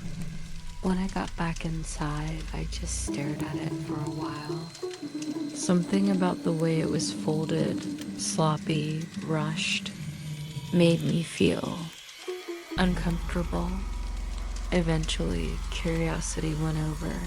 I opened it. Inside, there was nothing but a single Polaroid. The photo was simple, just a patch of ground. A dirt mound in the middle of what looked like a wooded area. Trees lined the background. The lighting told me it was late afternoon when it was taken. But what made my chest tighten was the handwriting on the back. You walked past this on June 12th, 2023. I felt my fingers go cold. That date wasn't random. I remember that day. I went on a solo hike about an hour from my house, a trail that cuts through a heavily wooded area near the river. I hadn't been back since, and I remember something else. I remember the feeling like someone was behind me, no footsteps, no voices, just that persistent weight of being watched. I even stopped a couple times to check. Nothing. At least, that's what I told myself back then. The dirt mound in the photo, honestly, I don't remember seeing it. But maybe I did. Maybe I glanced at it and dismissed it as nothing. A pile of earth, a fallen tree's root, something ordinary. I placed the photo down and just stood there in my kitchen, staring at it like it might move. Who sent this? And more importantly, why now? I tried zooming into the photo with my phone, looking for clues, tire tracks, footprints, a shadow, but there was nothing helpful. Just dirt, freshly disturbed dirt when I really looked at it. Not a natural hill, not erosion. This was something someone had buried. My mind went to the obvious, and I hated that it did. An animal, a box, or something worse. I shook the thought away. Irrational. I told myself it was irrational. But then something else clicked. The date, June 12th, the same day I felt watched. Was it coincidence? Was someone there then watching me as I passed that exact spot? My hands were sweating. I flipped the Polaroid over again, stared at the writing. It was rushed, slanted, not messy like a child's, but hurried. No name, no hint of who sent it, just ... that message. I spent the next hour pacing, trying to convince myself it was a prank. Someone knew I hiked that trail. Maybe a coworker saw a post. Maybe it was a joke, a really bad one. But when I checked my social media, I hadn't posted anything about that hike. Nothing public, anyway. I considered ignoring it, throwing it away, pretending I never saw it. But something about not knowing, about letting it go, felt worse. That's when I opened Google Maps. I tried tracing the trail in satellite view, looking for any spot that matched the photo. The bend of the trees, the slight slope. It wasn't perfect, but after about 20 minutes, I was pretty sure I found the general area. The more I stared at the map, the tighter my throat felt. Should I go? Should I check? As I sat there debating, my phone buzzed. No caller ID, just unknown. I didn't answer. I couldn't. It stopped after 3 rings. Then a text came through. No words, just a photo. It was the same mound of dirt, same angle, same lighting. But this time, fresh footprints circled it, and in the corner of the frame, a shadow, a silhouette, standing, watching. I haven't responded. I haven't left the house since, but the worst part is knowing someone was there on June 12th, watching me, and they're still watching now. If anyone has ever experienced something like this, please tell me. Should I go check what's buried there? Or should I pretend this never happened? Story 20, the last tab. Open. I know this sounds ridiculous, but I'm not the kind of person who scares easily. I work from home, I mind my own business, and my routine is embarrassingly predictable. That's why the envelope on my desk this morning felt wrong the moment I saw it. No return address, no stamps, no markings at all. Just a plain white envelope sitting perfectly centered on my keyboard, like someone wanted me to notice it immediately. I told myself it was a mistake. Maybe a neighbor dropped it off by accident, but when I picked it up, it was cold. Not paper cold, cold like it had been sitting outside all night. Or maybe that somewhere colder. I tore it open. Nothing inside, but a sticky note. 5 words written in thin, shaky handwriting. Check your browser history. I stared at it for a moment longer than I should have. Then, stupid curiosity, I unlocked my laptop. I was already awake, which was strange. I know I closed it last night. My heart skipped. I pulled up my browser history. Most recent tab. A live stream link. No title, no description. Just a random string of numbers. I hovered for a second, debating. Then clicked. It was my front door, a live feed. From the exact angle of my peephole, the timestamp read 5 minutes ago. I stood up so fast that my chair tipped over, ran to the front door, pressed my eye to the peephole. Nothing. Just the empty hallway of my apartment building. My pulse thudded in my ears. I opened the door half, expecting someone to be standing there, but the hallway was completely still. No footsteps. No voices. Nothing. I stepped back inside and locked the door. 3 deadbolts, chain. Even shoved a chair under the handle like in the movies. Then I went back to my laptop. Refreshed the stream. Gone. Page not found. Just ... gone. Like it had never existed. But the history entry was still there. I started digging. Tried to pull the IP from the link. Ran tracers. I'm not a hacker or anything, but I know enough to check where the signal might have come from. Nothing. Dead ends. Private relays bouncing. Off servers from countries I've never even been to. Then my screen flickered. Just once. Barely noticeable. I told myself it was nothing. A graphics glitch. But then the webcam light blinked on. Just for a second. a single second. I hadn't opened anything that would trigger it. No Zoom, no camera apps, nothing. I slammed the laptop shut, sat there, breathing, trying to convince myself I was overreacting. Maybe someone pranked me.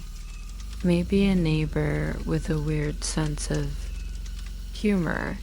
But then there was a knock. 3 slow knocks. Not on the front door, on the window behind me. The window that faces the alley. I live on the 3rd floor. There's no balcony, no fire escape.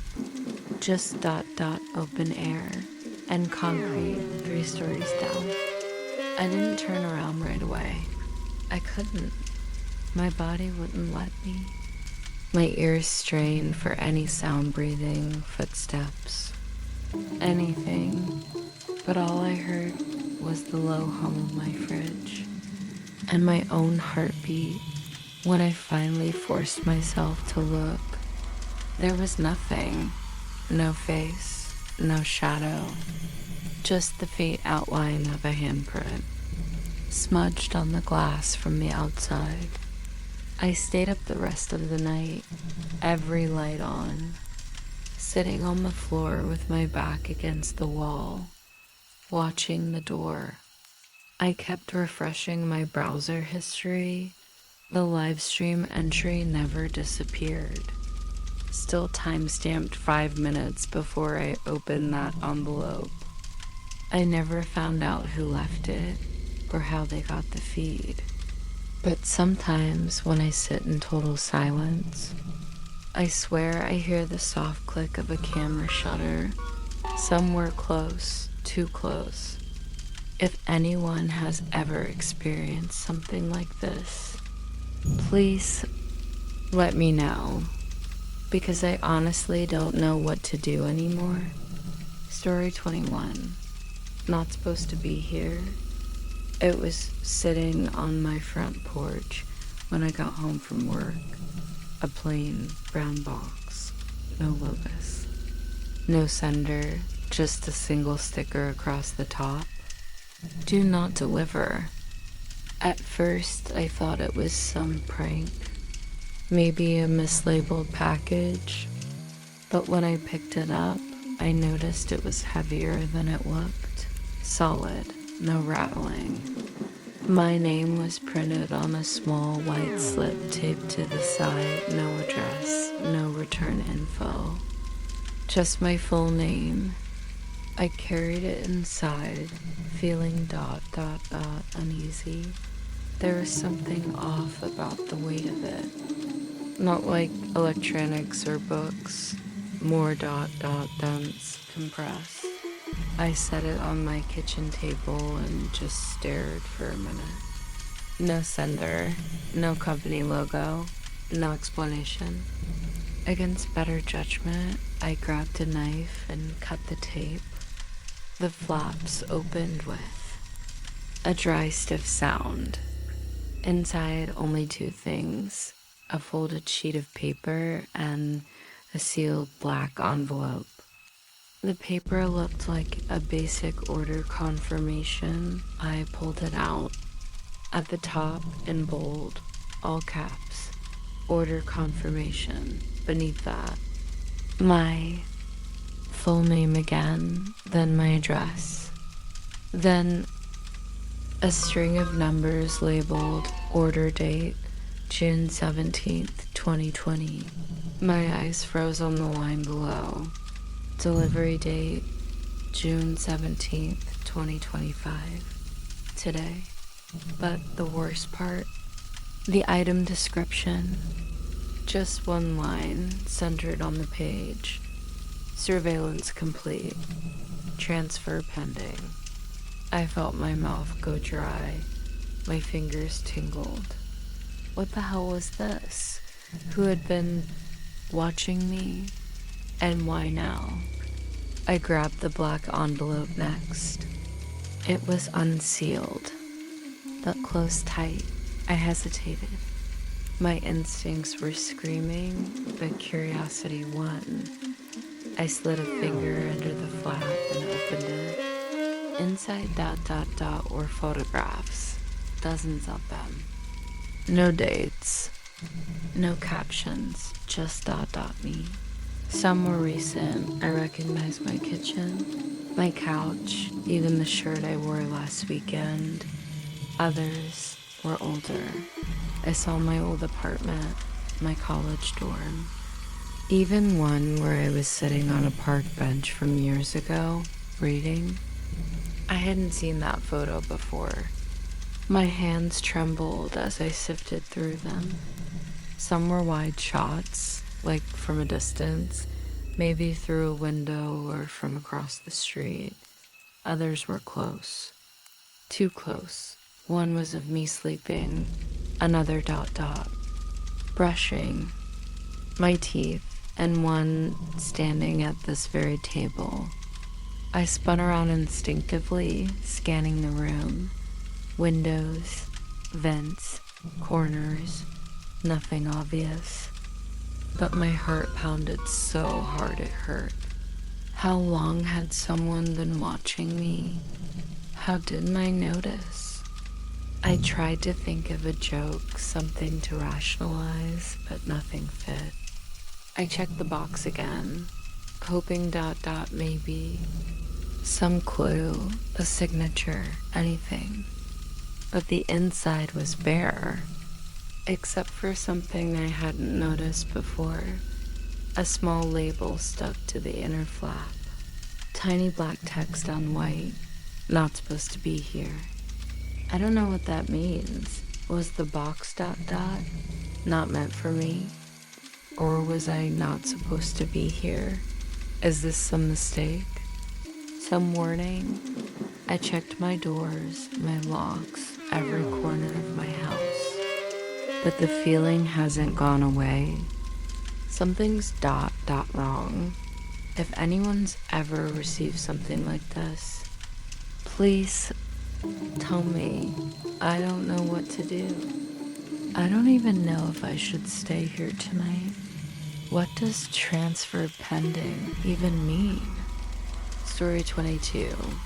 Footsteps in the audio file. I wasn't even supposed to be there that morning. I was just driving around to clear my head when I noticed the garage sale sign, handwritten, half torn, pointing toward an old cul-de-sac a few blocks from my apartment. I didn't really want anything. I just ... Didn't feel like going home yet. The driveway was cluttered with the usual junk-faded board games, mismatched coffee mugs, broken lamps. But on a rusted folding table, I noticed something out of place. An old digital voice recorder. Thick dust coated the buttons. I don't know why, but I picked it up. The woman running the sale didn't even look at me when I handed her a crumpled 5. When I got back home, I left it on my kitchen counter for hours. I don't even remember consciously deciding to turn it on. I was pacing, scrolling mindlessly on my phone when I glanced at it ... and pressed play. There was only one file. REC0001. The timestamp showed it was recorded ... last month. I expected some voice memos, maybe someone rehearsing a speech. Instead, for the first several minutes, there was nothing. Absolute silence, not even background static. I let it play while I made coffee. Around the 10-minute mark, I paused. Was that ...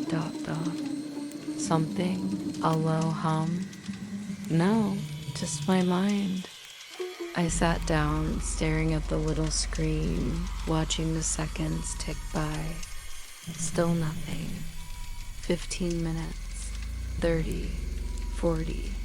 My chest felt tight, like I was waiting for something I couldn't name. Then minute 47.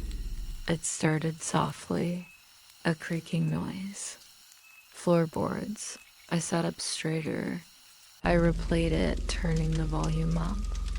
Definitely footsteps, slow, measured, moving across. What sounded like hardwood floors. The steps got louder, closer, and then a doorknob, metal scraping, a handle turning. I froze. I know that sound. It's the exact sound my bedroom door makes when someone tries to open it quietly. I paused the file. My palms were damp. I looked around my apartment as if expecting ... I don't know what. I told myself it was someone else's house, someone else's door, just a coincidence. But the recorder didn't belong to me. Or did it? I hit play again. Silence. Then barely audible a voice. Whispered. Breathy. My name. My actual name. Not a common name. Not generic. Whispered once ... pause ... then again. Closer the second time. My mouth went dry. I yanked my headphones out like it could somehow stop whatever ... whatever that was. I rewound it. I had to be wrong. I had to be wrong. I pressed play again.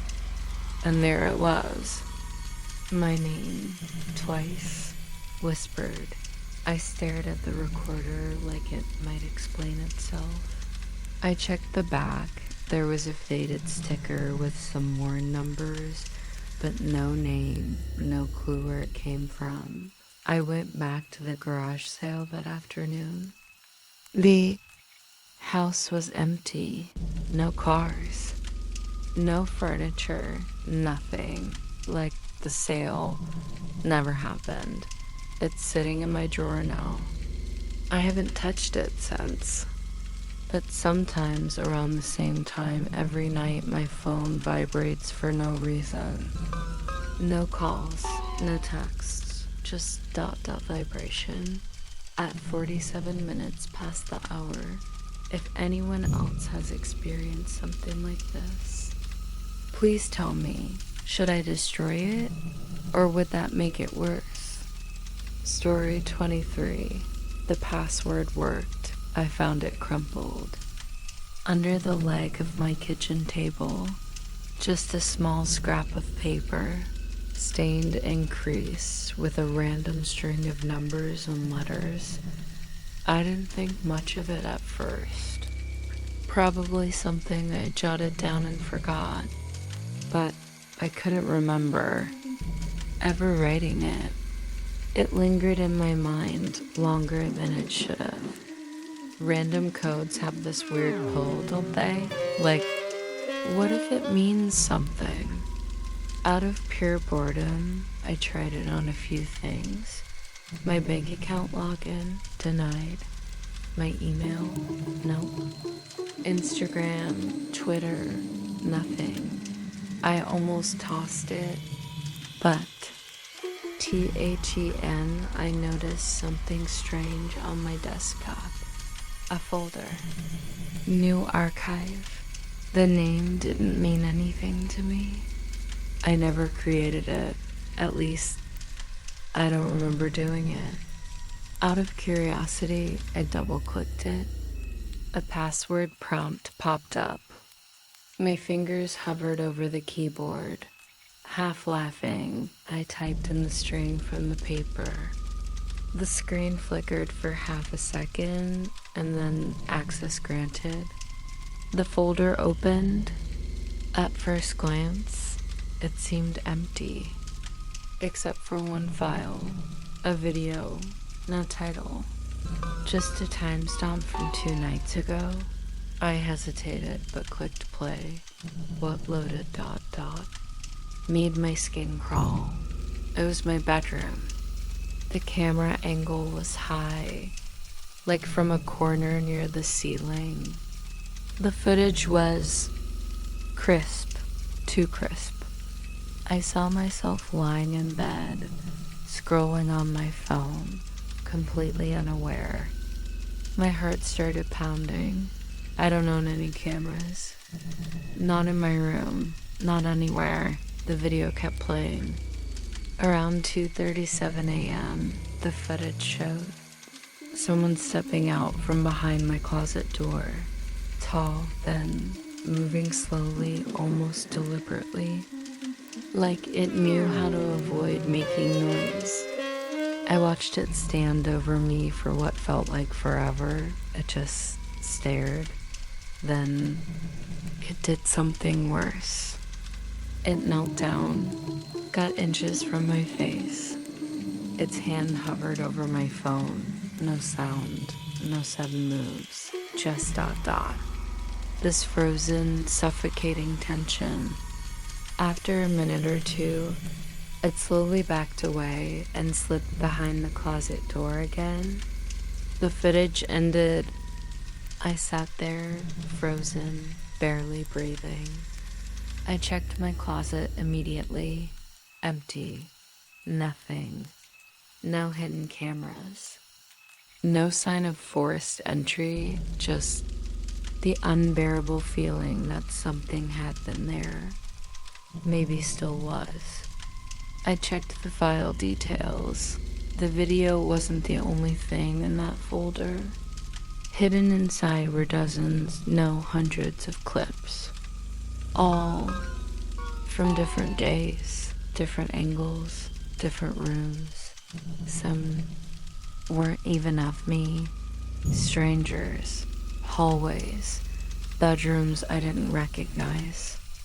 And then I saw it, a live feed.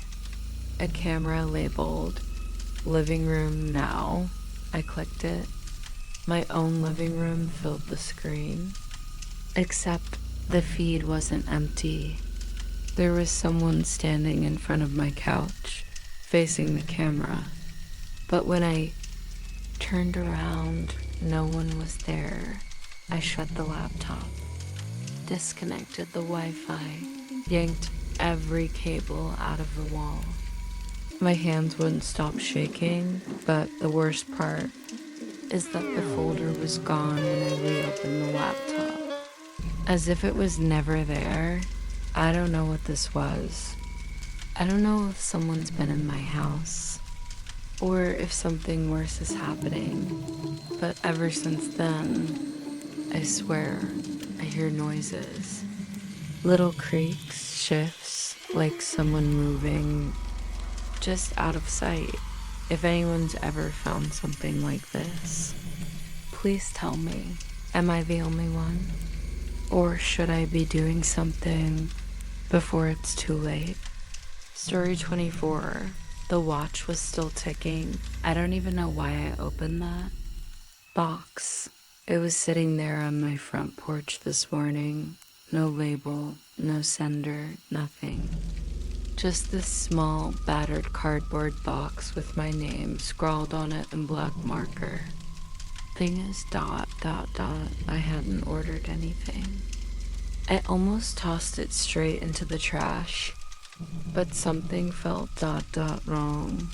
It wasn't heavy, barely weighed anything. But when I shook it, there was a soft clinking sound like metal tapping against glass. When I finally tore the tape open, there was just one thing inside. A wristwatch. Old, cracked face. The kind with winding gears. The leather strap was stiff, almost brittle. And the hands. They were frozen. Stuck at 4:07 a.m. I was about to set it aside, just some junk someone thought was funny to send, when something made me stop.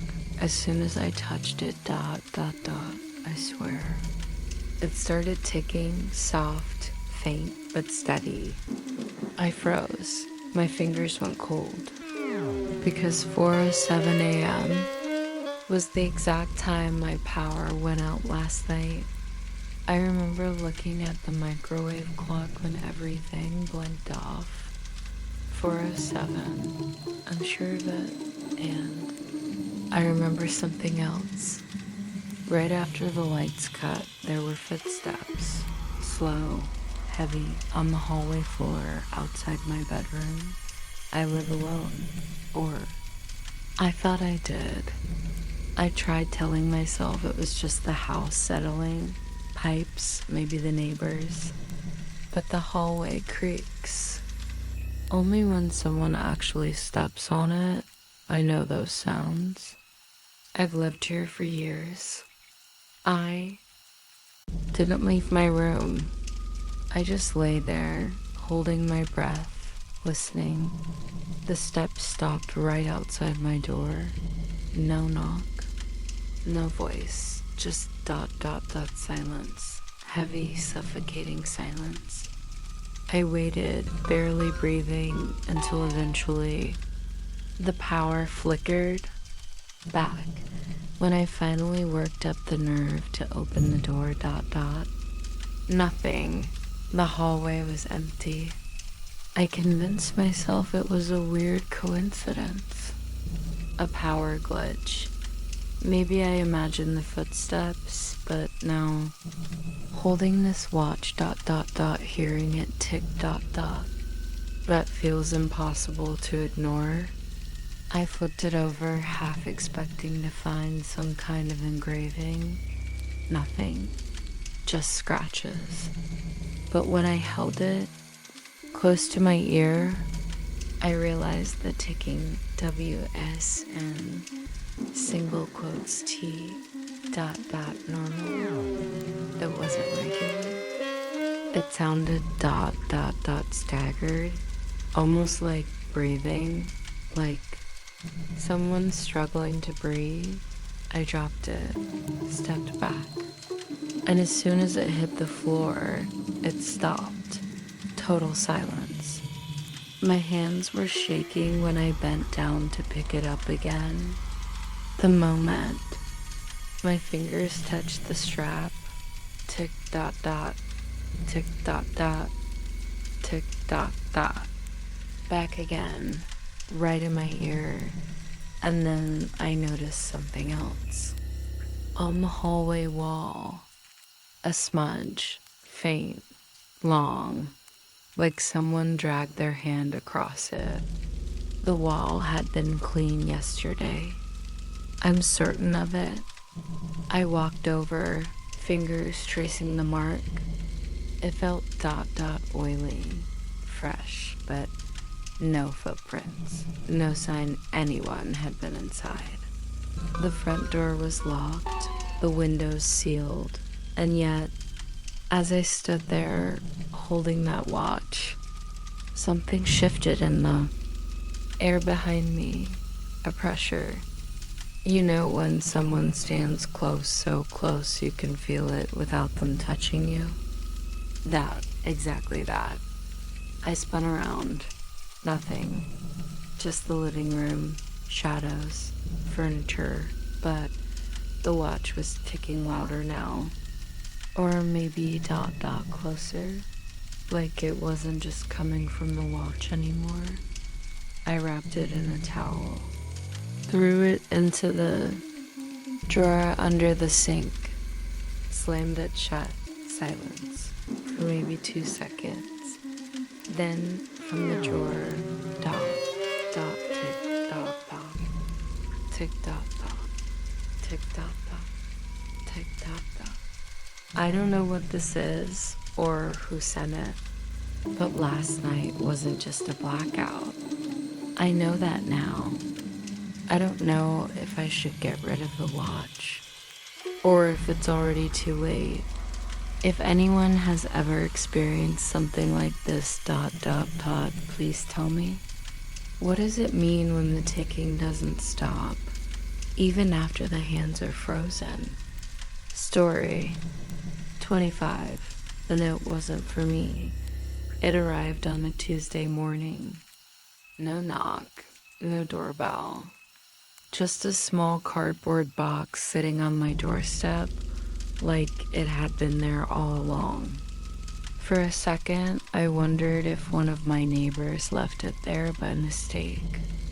but the label was clear: my name, my address, no return sender. At first glance, it didn't look threatening. Brown tape, a bit sloppy on one corner. The kind of package you get when someone reuses an old box. But there was something odd. The handwriting on the label was neat, almost too neat, like someone had taken their time to make sure it was perfectly legible. I brought it inside, set it on the kitchen counter, and stared at it longer than I should have. No ticking, no smell, no weird stains. Still, my chest felt tight, like my body knew something my brain hadn't caught up with yet. When I finally sliced the tape open, the first thing I saw was a folded piece of paper taped to the inside of the lid. Thick masking tape. Someone really wanted to make sure it stayed put. I peeled it off carefully. The handwriting was the same as on the label, sharp, deliberate, too clean. It read, "Remember, the target doesn't suspect anything yet. Proceed." Carefully, I froze. My mouth went dry instantly. For a moment, my mind refused to connect the dots. Target doesn't suspect. Proceed carefully. Then came the next thought, creeping in like cold water under a locked door. If the target doesn't suspect anything, and this package was addressed to me, am I the target or the sender? My hands trembled. I flipped the box upside down, looking for anything else. Inside was nothing. No item. No object. Just the note. An empty box. No, wait, not empty. There was a faint imprint on the cardboard bottom. Something had been placed there before. The indentation looked like a phone, or maybe a small device. But it was gone, or maybe it was never in there. I started pacing. My eyes darted to the windows, closed, curtains drawn. I pressed my back against the fridge and listened, really listened. No footsteps, no engine outside, no distant voices. But I couldn't shake the feeling that someone was watching. I checked the security app on my phone. The front door camera feed was black, no signal. It had been working yesterday. I refreshed it over and over, still nothing. When I checked the footage, the last recording was from 3:17 a.m. Just a blurry frame of, I don't even know. It almost looked like someone standing just at the edge of the camera's view. But when I zoomed in, the pixels fell apart. Could have been a shadow, could have been nothing, or someone knew where the blind spot was. My phone buzzed. No caller ID, just unknown. I let it ring. I wasn't ready to answer. But then it buzzed again, this time a text. Did you open it? No name, no context, just that. I didn't reply. My fingers hovered over the keyboard. My mind raced through possibilities. Is this a prank? A mistake?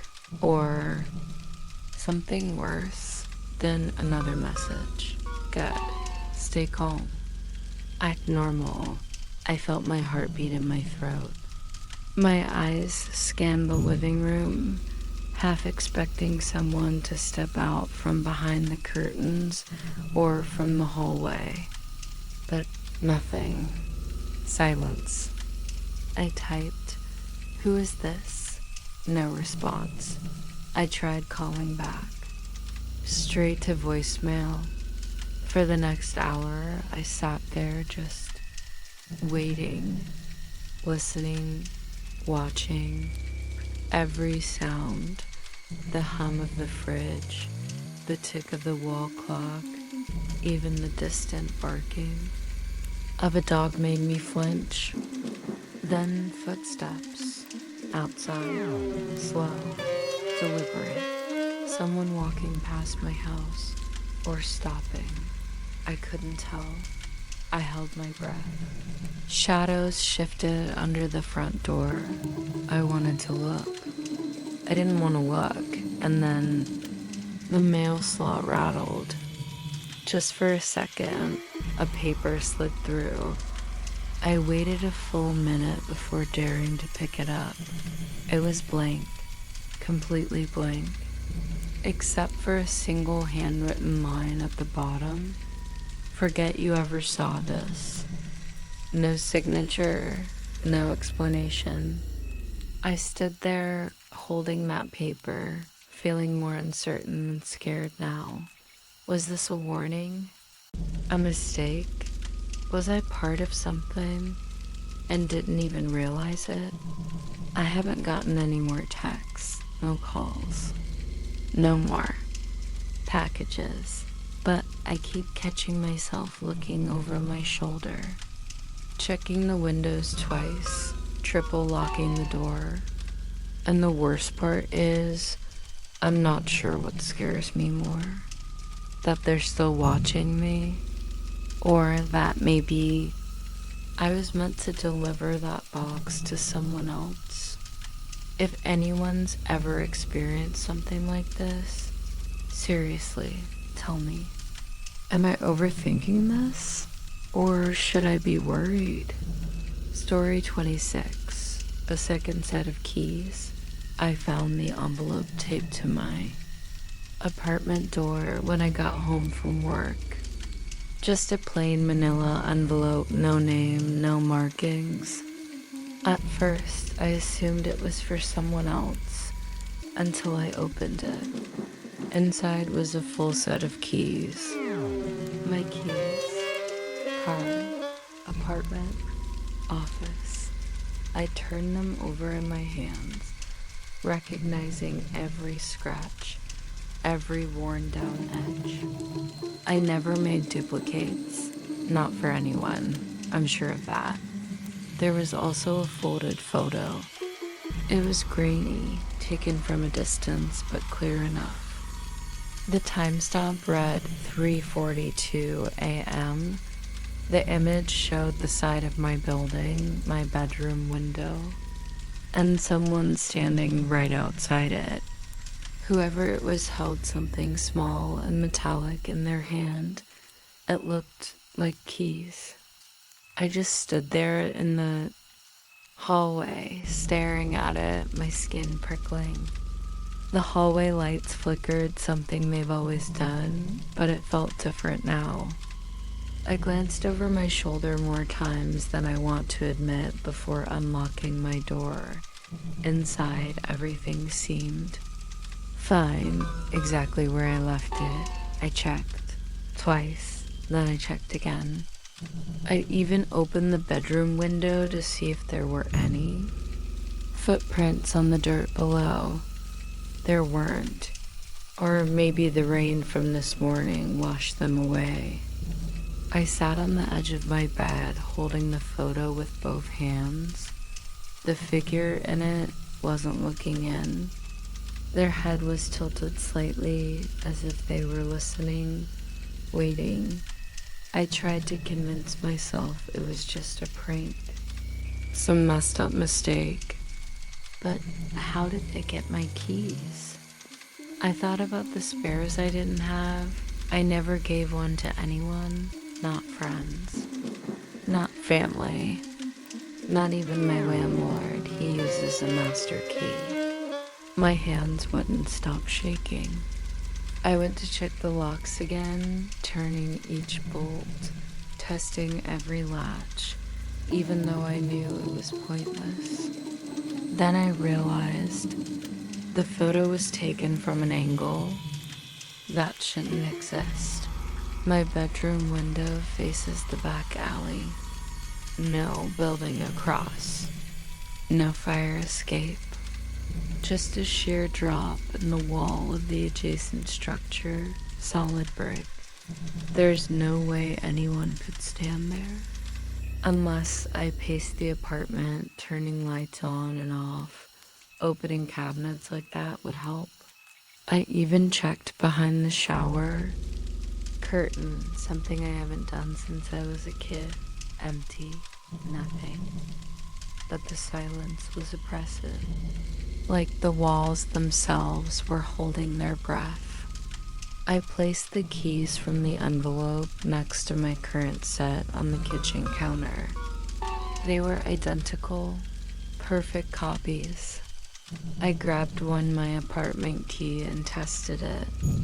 It worked flawlessly. Same with the office key. Same with the car. At some point, my phone buzzed. A text from an unknown number. Just one word, return. No context, no follow-up. I stared at it, feeling something icy knot itself in my stomach. Return. What? The keys? Or was it a warning? A command? I didn't reply. The photo. I picked it up again, staring at it under the harsh glow of the kitchen light. Something I didn't notice before, a shadow in the corner. Not quite human-shaped, not quite anything. Just wrong. Like an absence where something should be. Or maybe shouldn't be. I barely slept that night. Every creak, every faint hum of the fridge felt amplified. At 3:42 a.m., I sat up, fully awake. I don't know why. Instinct, maybe. I walked slowly to the window, and for a split second, I swear, I saw movement. A flash of something pulling back into the darkness below. It's been 2 days. I haven't told anyone. I haven't seen anyone, but just now, as I was writing this, I heard the distinct sound of a key turning in my front door. If anyone else has ever experienced something like this, please tell me. Do I change the locks? Or does it even matter? Story 27. Muted on the phone. I still don't know why I even brought the burner phone home. It was taped under the break room table at work, just sitting there with a yellow sticky note slapped on it. Dial when you hear the knock. No number, no other instructions, just that. At first I figured it was some kind of prank. Or maybe one of the guys from maintenance was messing around. Still, something about the handwriting, shaky, uneven, almost rushed. It didn't feel like a joke. I tossed it into the junk drawer in my kitchen, under a mess of batteries, takeout menus, and receipts. For hours, I kept glancing at it. The phone itself was one of those cheap flip models, no contacts. Saved, no text, nothing. Completely wiped.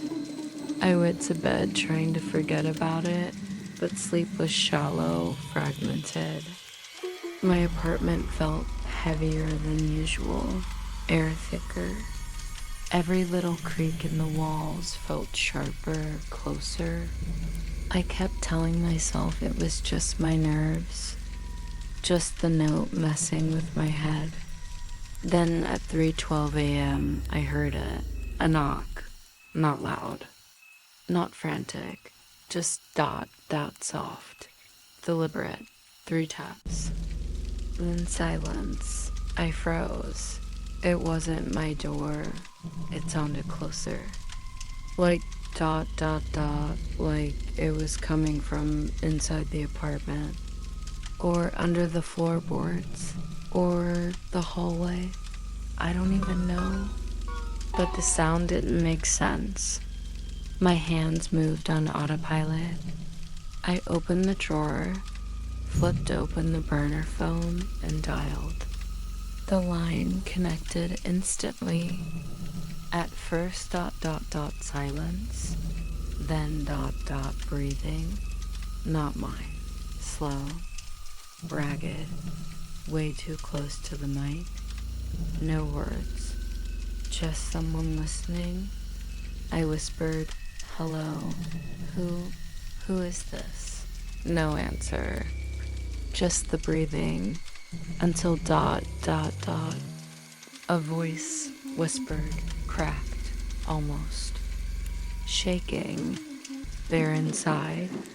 Then the line went dead.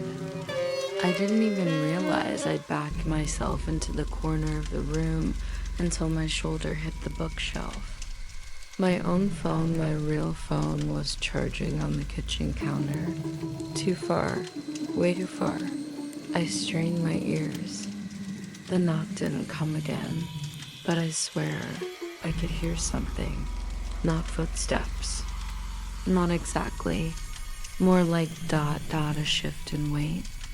Like someone adjusting where they were standing, trying not to be heard.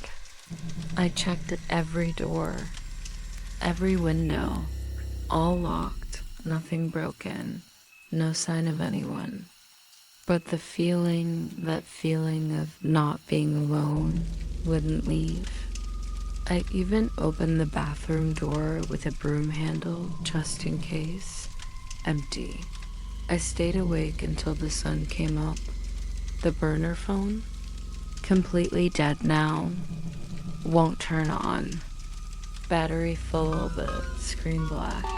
I can't stop wondering if anyone else has ever found a phone like this, or heard a knock like that. Please let me know. Am I the only one? Story 28. Shadow in the screenshot inserted with a package. No return label. Just my name, printed in block letters. I figured it was something I ordered and forgot about. Happens more often than I'd like to admit. But I wish that's all it was. The box wasn't heavy. Plain brown taped. Shut sloppily. I set it on my kitchen counter, sliced the tape open, and started pulling out crumpled newspaper. No receipt, just one thing inside, a photo, a printed screenshot. It took me a second to realize what I was looking at. It was an image from a webcam feed, my webcam, my living room. Same furniture, same crooked lamp in the corner, same stack of laundry I still hadn't folded. The timestamp in the corner froze me. It matched the exact moment. I mean, down to the minute when I was standing right there unpacking the box. And there I was in the photo, slightly hunched, arms in motion, reaching into the box. But there was something else, a shadow. It stood behind me, tall, slightly blurred, like it wasn't fully in focus. No features, just the unmistakable shape of a person. Shoulders, a head tilted at an odd angle, and arms, long arms. I spun around so fast I nearly tripped over the chair. No one. I checked the hallway, the bathroom, even opened the closet, even though I hadn't opened that door in weeks. Empty, completely empty. My heart was pounding, but the rational part of my brain kicked in. Maybe it's an old image, I told myself, a glitch, some kind of weird spam thing. But the timestamp, it wasn't old, it was now. I sat down at my desk, turned on my computer, and opened the webcam app. Nothing unusual, no running feed. I checked the device log's last activation was now just minutes ago. I disconnected the webcam, yanked it right out of the USB port, but even then, I couldn't shake the feeling like someone was still here, watching. I went back to the box, searching for anything else, maybe a clue. But the box was empty, except there was something stuck to the underside of the lid. A strip of tape with what looked like hair, dark brittle strands pressed into the adhesive. Human hair, I'm sure of it.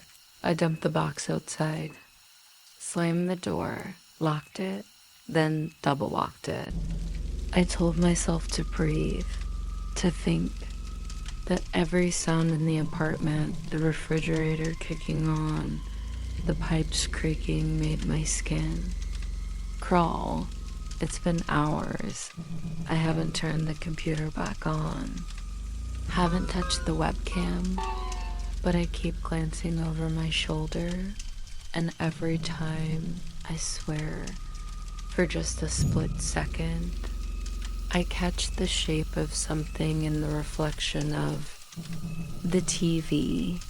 If anyone's ever experienced something like this, please tell me. Am I losing it? Or is it still here? Story 29. The receipt from the future. I was cleaning out my car yesterday.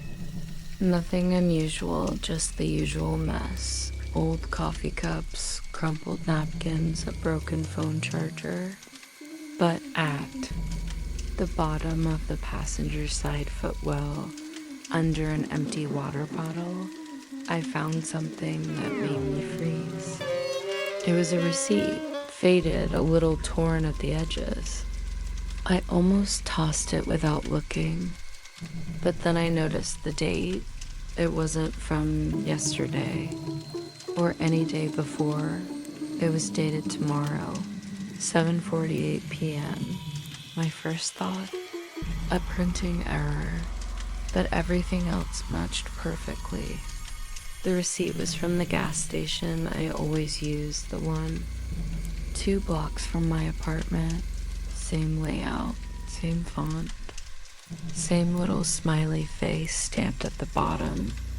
I turned it over and my chest tightened. Someone had scribbled something on the back in shaky pen. Just one sentence. Check the pump before you touch it. I sat there, staring at it, my fingers getting clammy. My brain kept trying to make it logical. Maybe I printed it by accident. Maybe I forgot I went there already. But I knew I hadn't. I hadn't bought gas in over a week. For a moment, I thought about throwing it away, ignoring it, but it didn't feel safe. I kept glancing at the time on my dashboard. 7:48 p.m. tomorrow. I even grabbed my phone to double check the date. No mistake. All day today, it sat on my kitchen counter. I couldn't stop looking at it. I checked my bank app. No pending transactions from that gas station. Nothing weird. I even drove by the place this afternoon just to look. Everything looked normal, too normal. But then, when I pulled into the lot, something felt off. One of the pumps was taped off with yellow plastic. A maintenance cone sat next to it. No signs explaining why. No workers around. Just silence. I rolled down the window. The place was unusually quiet for midday. A man stood by another pump, not filling his car, just staring at the taped off one. His head turned slightly, like he noticed me watching him, but he didn't wave, didn't move. Just ... Stood there, eyes locked on that pump. I left. Quickly. Now it's almost 7 p.m. I keep pacing. The receipt is still on the counter. My hands are trembling more than I'd like to admit. Part of me feels stupid even considering going there tonight. But the other part, the part that won't shut up ... keeps whispering. What if not going is exactly what causes it? I don't know what I'm supposed to do. Should I drive there and check the pump? Stay home and pretend this never happened? My gut twists every time I glance at the clock, ticking closer to 7:48. It's 7:42 now.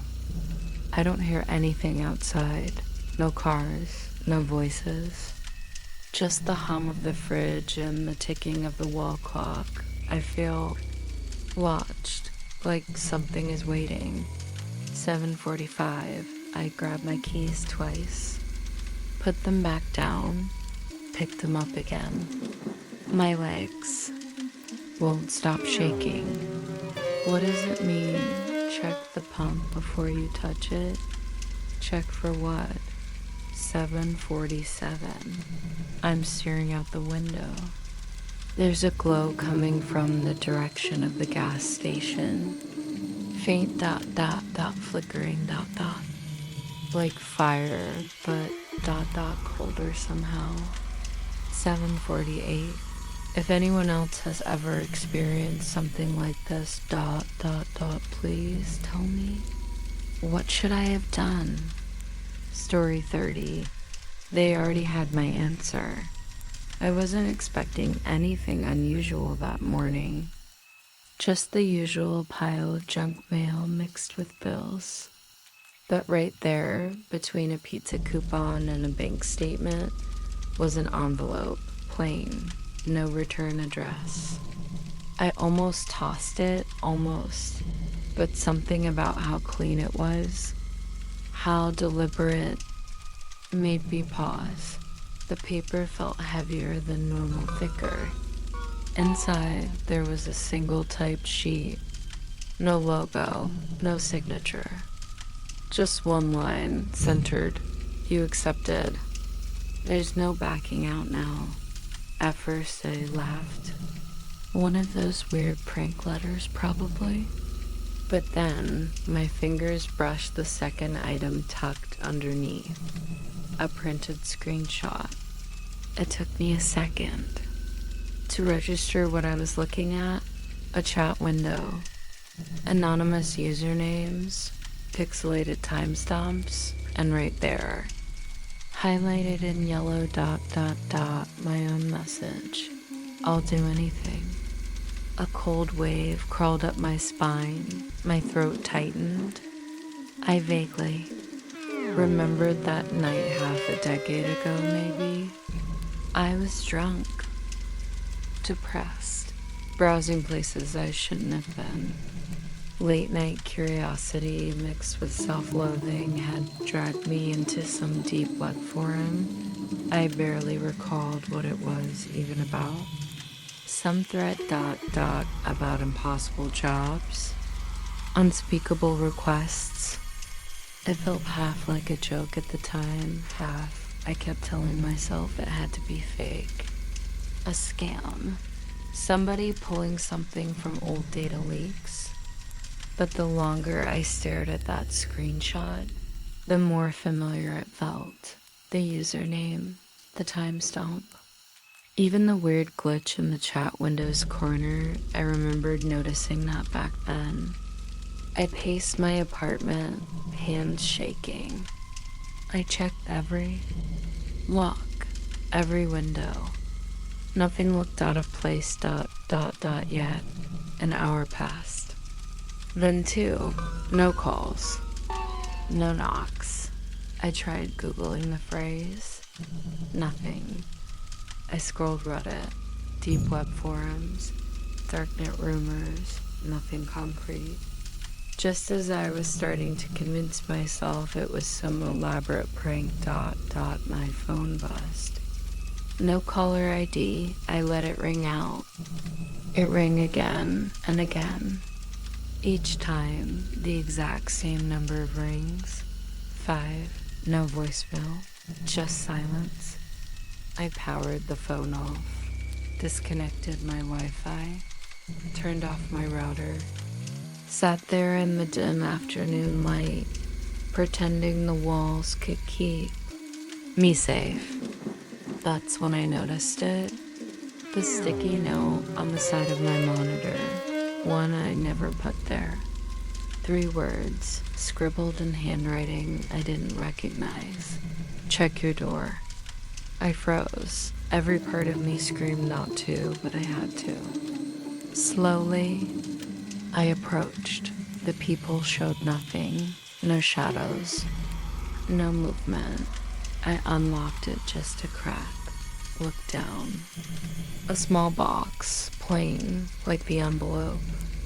I brought it inside with trembling hands. Inside ... was a USB drive. Just that. Nothing else. No label. I shouldn't have plugged it in. I know that. But curiosity stupid, desperate curiosity won. It auto-ran a single video file. Black screen. Then, the view of my own bedroom recorded last night while I slept. I don't remember anything. I didn't hear anything at the end of the video. Just text fading in. We already have your answer. I pulled the drive. Snapped it. Burned it. Doesn't matter. I haven't slept since. Haven't left the apartment. They haven't contacted me again. Yet, if anyone's ever gotten a letter like this, or remembers those forums from back then ... please, tell me, what happens next? Story 31. The map was too accurate. I didn't think much of the package when it first showed up. No return address. Just a plain manila envelope, slightly crumpled, wedged between the usual stack of pizza flyers and utility bills. But the weight of it felt ... deliberate. When I opened it, the smell hit me for something musty, like old paper pulled from a damp attic. Inside, folded with painful precision, was a hand-drawn map. My neighborhood. Every street, every crooked sidewalk crack, even the pothole that never gets fixed near the corner of Elm and 5th. All of it. At first, I thought it was a prank. A weird one, sure, but harmless. Then I noticed the names handwritten next to each house. The Coopers. The Ramos family. Even Mrs. Levinson, 2 houses down, who passed away 3 months ago, but whose name was still written there. Every house was labeled, except mine. Mine wasn't just blank, it was circled. Thick red ink, the kind that bleeds a little through. Paper, and next to the circle, one word printed in shaky block letters. Tonight. I stared at it longer than I probably should have. My first instinct was to laugh it off. Probably some bored teenager messing around. But the longer I looked, the more the details started gnawing at me. The cracks in the pavement were accurate. The dent on my mailbox. The broken porch light. I hadn't gotten around to fixing. How would anyone even know that? I checked the envelope again. Nothing else. No explanation. My hands felt clammy. The hum of the fridge seemed louder than usual, and for a second I caught myself. Holding my breath, just listening. I walked to the window, pulling back the curtain only a sliver. The street looked normal. A jogger passed by, a kid on a bike. But suddenly, it all felt staged. Too quiet, too expected. Like someone watching would want me to believe everything was fine. I texted a couple of friends, just casual stuff. Hey, what are you up to tonight? Both replies came back with plans. One was out with his girlfriend, the other was at his parents', neither of them nearby. Of course, I kept glancing back at the map, still lying there on my kitchen table. The red circle around my house seemed darker now, as if the ink had sunk deeper into the paper. Around 7 p.m., I heard it. 3 distinct knocks at the back door. Not the front. The back, the one that faces the alley. I live alone. Nobody uses that door, ever. I froze. Not even breathing. Another knock. Slower this time. Heavier. I didn't move, but my eyes darted toward the hallway where I kept the baseball bat. Somewhere deep in my chest, I felt my heartbeat shift. Not faster dash, just ... Heavier, like it was weighing me down. Then ... silence. I waited. Maybe 2 minutes, maybe 10. I'm not sure. When I finally crept toward the back door, there was no one there. But taped to the glass was another piece of paper, smaller. A single sentence scrawled in the same shaky handwriting. Look. Again. I swear my fingers went numb as I pulled it off. I stumbled back to the kitchen, eyes darting between the window and the map. And ... the map had changed. The names were gone. All of them. Every house now had a single word scribbled over it. Empty. Except mine. Still circled. Still marked tonight. I checked the street again. No jogger. No kid on the bike. No cars. Nothing. Just ... stillness. I don't know how long I sat there, staring. Waiting for something. Waiting for... I don't even know what. The sun went down. The streetlights flickered on, except the one in front of my house, burned out. It's 11:47 p.m. now. I haven't heard anything else. No knocks, no sounds at all. But I keep glancing back at the map. That red circle feels ... heavier. Like it's not just ink. Like it's a boundary. If anyone else has ever gotten something like this ... please let me know. Am I supposed to wait? Or should I leave? Story 32. Blink if you see this. There was a small white envelope on my desk when I got home. No stamp. No name. Just ...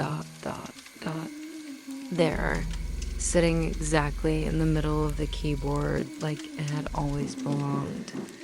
I stood there for a moment, staring at it. I live alone. My apartment has a security code at the front door, and the windows were still locked from the inside. I checked twice. The envelope felt cold, not chilled cold. Like it hadn't been sitting here long, like someone had just placed it. Inside was a single Polaroid, a photo of me, sitting right here at my desk. Same hoodie, same mug. Same. Open tabs on my monitor. At the bottom, written in shaky, almost frantic handwriting. You blinked right after this was taken. I flipped it over, but there was nothing on the back. No smudges, no fingerprints, just that time stamp. It matched exactly with the clock in the corner of my screen. 3:18 p.m., but I never saw anyone. No noise, no movement. I didn't leave the desk at that time. I remember scrolling through emails, a little zoned out. I stared at the picture longer than I should have. My posture, the angle, whoever took this must have been standing maybe 4 feet behind me, directly behind me. I glanced back at the chair, empty, then at the window, still locked. A wave of static crawled up my spine. I opened my phone to check the hallway cam, nothing. Footage smooth until 3:17 p.m. Then ... a black screen. 1 minute of pure blackout. When it cuts back in, the envelope is already on my desk. No one entering, no one leaving. Just ... a gap. I paced for a while, trying to think. Maybe a prank? But who? No one has my code. And the handwriting, I've never seen it before. Then I noticed something else. The photo wasn't perfectly flat. The edges trembled slightly. No, not trembled. Shifted. Like the image was ... breathing. I blinked. Or I think I did. For a split second, the reflection on my monitor and the photos seemed ... different. The background darker. The silhouette behind me taller, leaning in. But when I looked again, it was just ... me. Alone. I don't know how long I sat there holding it, but then my phone vibrated. A text. No contact. Name. No number. Just one line. Check the closet. The closet door was closed. It's always closed. But now, under the gap, I swear I could see a shadow, perfectly still. I'm posting this now because ... Honestly, I don't know if I should open it, or if I even should stay here tonight. If anyone's seen something like this ... please, let me know. Did you blink too? Story 33. The camera was still recording. I found it tucked behind the radiator while I was vacuuming.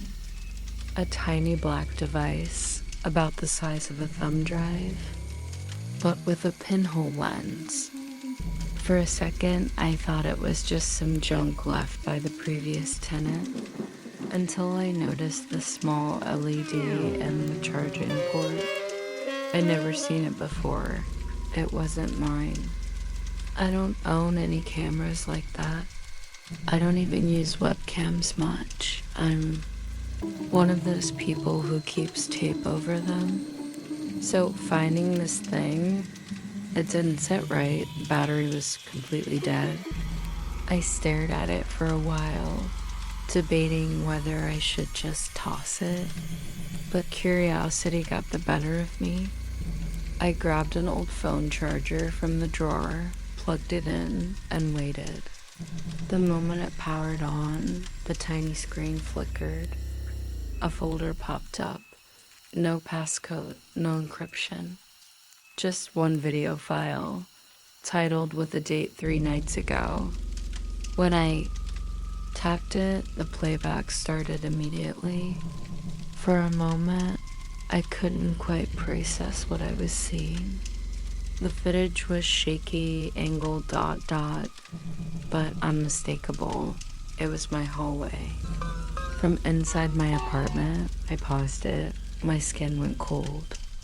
I rewound to the first frame, double-checked the corners of the walls, the faded scratch near the baseboard, the dent in the closet door. There was no doubt that was my hallway. But here's the thing. I don't own this camera. I never installed it. No one has keys to my place except me. I tried to rationalize it. Maybe it had been left by the previous tenant. Maybe it recorded before I moved in. But then the timestamp. 3 nights ago, after I moved in, I hit play again. The footage starts in near darkness. A faint glow comes from the streetlight filtering through the blinds. For about a minute, nothing happens. Just the faint hum of my fridge in the background. Then, movement. A shadow crosses from left to right. Slow, careful, not quite visible enough to make out. Just dot. The sense of someone there. The sound of fabric brushing against the wall. Footsteps soft, measured. Whoever it was. They were inside. At one point, the figure stops. The lens shakes, like whoever is holding it adjusts their grip. The camera tilts slightly toward my bedroom door. My door closed. Then a subtle sound. The handle being tested, light pressure. It doesn't open. I don't know why I kept watching. My breathing felt shallow, like my own body didn't want me to take in more air. The person stays there still for what feels like forever. Then dot. A sudden retreat. Quiet but quick steps fading back. Toward the front door. The last frame. The camera being placed down somewhere. Somewhere low near the floor. Facing the hallway. Facing the spot where I found it. Then darkness. Battery dead. Recording over. I sat there for a long time, just staring at the screen, trying to figure out whether this was some sick prank or something worse. I checked every lock, every window. I even unscrewed the vent covers just to be sure. But there was nothing else. No sign anyone had been here.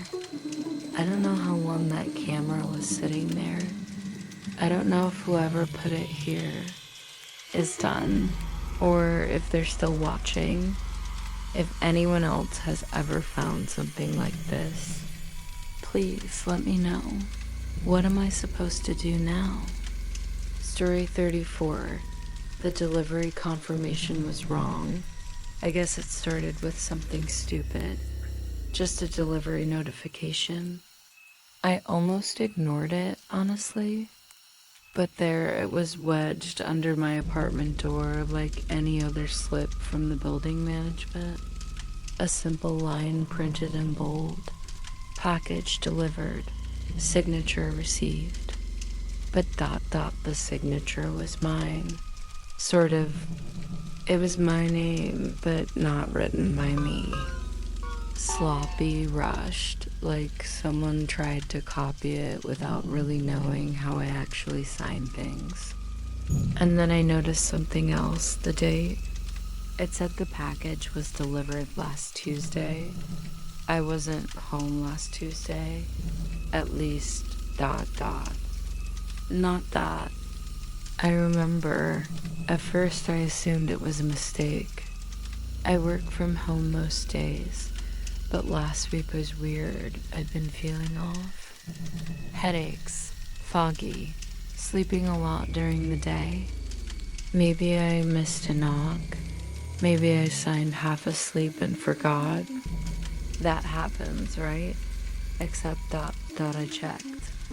There were no missed calls, no doorbell notifications, nothing from the building intercom. My security cam, the little one I have pointed at the door, showed nothing unusual that day. No delivery guy, no package. Just me, inside sleeping, mostly. Or was it? I started digging through my messages, emails, bank transactions. I hadn't ordered anything. Nothing was supposed to be delivered. The more I stared at that slip of paper, the heavier it felt in my hand. I flipped it over, half expecting some note scribbled on the back, but it was blank. Just that wrong, shaky version of my name, on that date. Then I noticed something else. On my desk right where I always leave my keys was a box cutter. Open. I don't remember using it recently. Actually, I don't remember leaving it out at all. And right next to it, a small piece of torn cardboard. Brown, standard shipping box kind of cardboard. But there was no box. I checked my trash. Nothing. No packaging.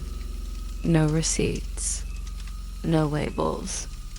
My apartment's not big. There's nowhere something could hide without me seeing it. Unless. I hesitated before checking the closet. The hallway light flickered when I passed under it. It does that sometimes. Or maybe it didn't used to. I'm not sure anymore. The closet was normal. Shoes, coats, storage bins. But one of the bins, the one where I keep old tech cables and random junk, was slightly ajar. I swear it was closed last time I looked. I crouched down, pulled it open.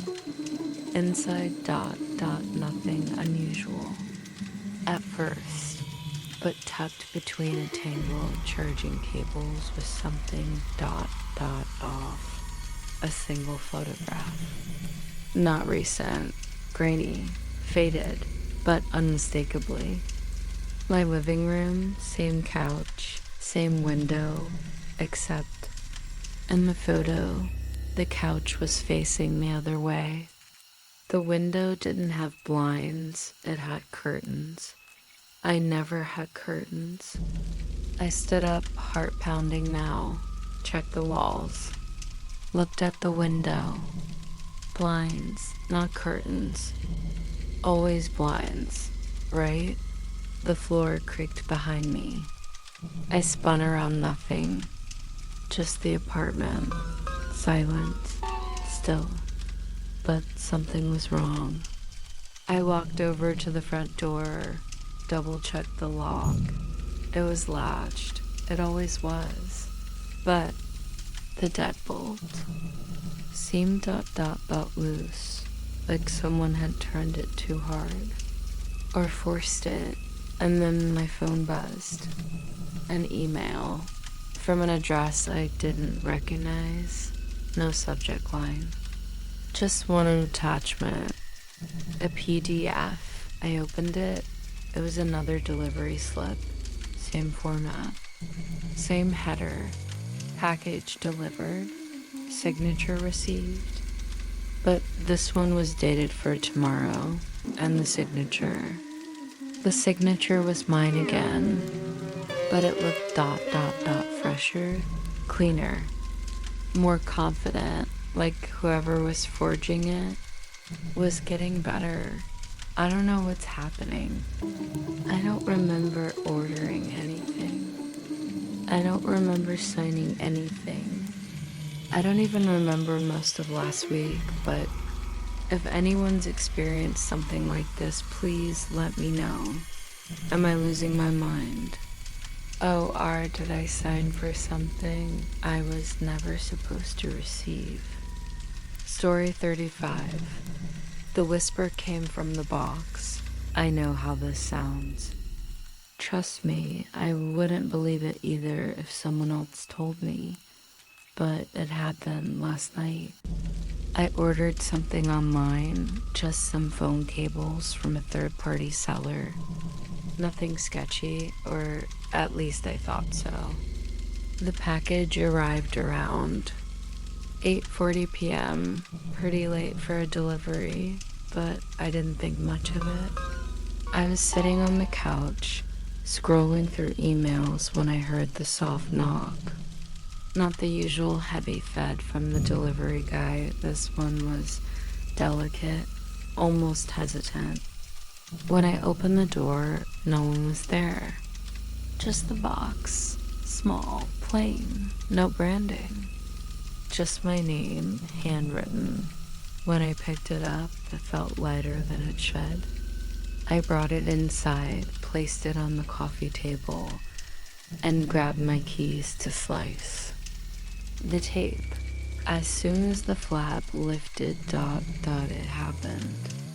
A faint hiss of air escaped, like pressure releasing, but mixed into that sound was a whisper, clear, sharp, my name, twice. Ile ... Eli ... I froze, completely. The air felt colder around me, like the moment someone walks past you silently, too close. My hands were shaking. I forced myself to look inside. Empty. Nothing but a tiny black object tucked in the corner. A microphone. A real one. Small, professional looking. Its metal casing, still warm. I kept staring at it, waiting for some rational explanation to slap me in the face. Maybe it was some weird promotional item. Maybe the whisper was a sound glitch like the box sealing too tight. But my brain couldn't process the fact that it said my name. Not once, twice, perfect pronunciation. My voice trembled as I whispered back, hello? Expecting ... something, but silence pressed against my ears like heavy cotton. I picked up the microphone. No labels, no wires, just a small lead ... off.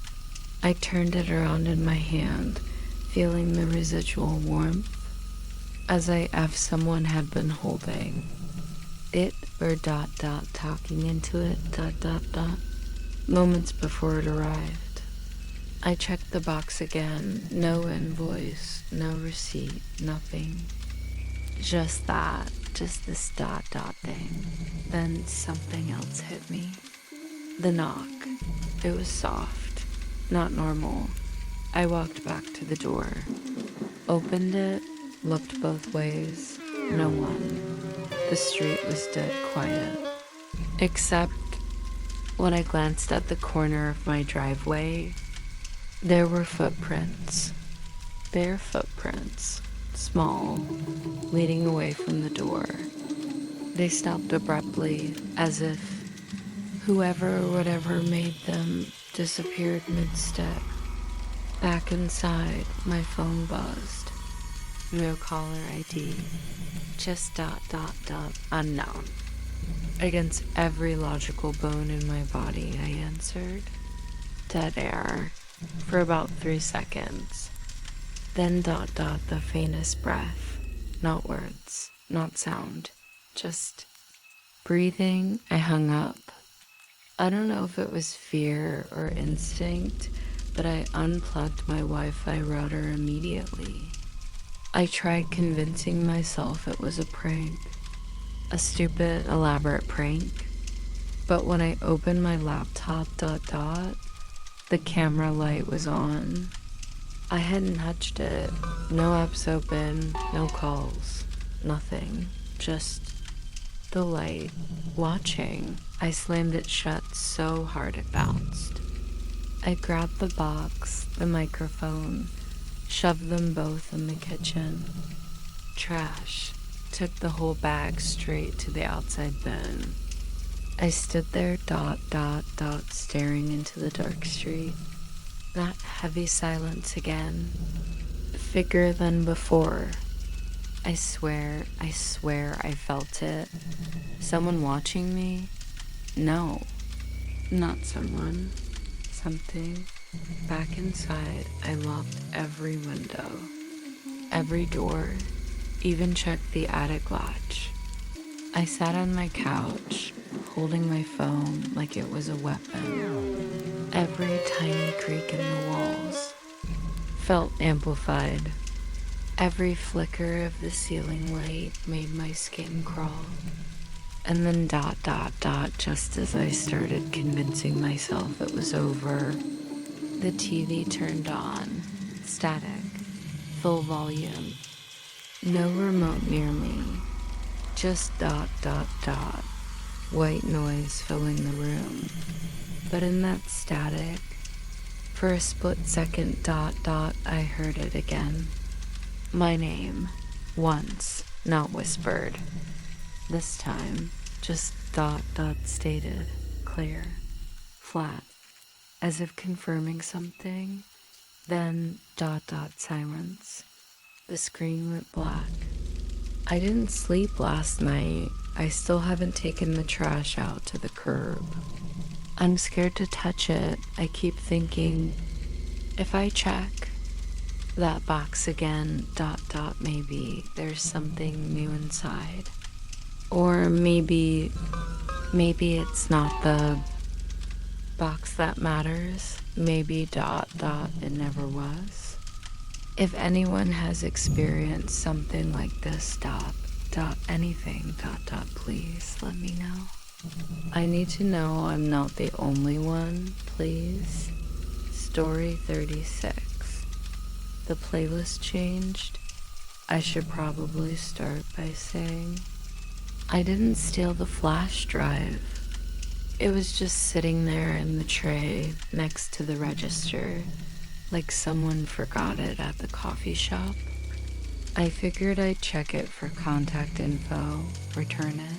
Simple. When I got home, I plugged it into my laptop. The drive had only one file, a playlist named Relax. No folders, no documents. Just that. I hovered my mouse over it longer than I'd like to admit.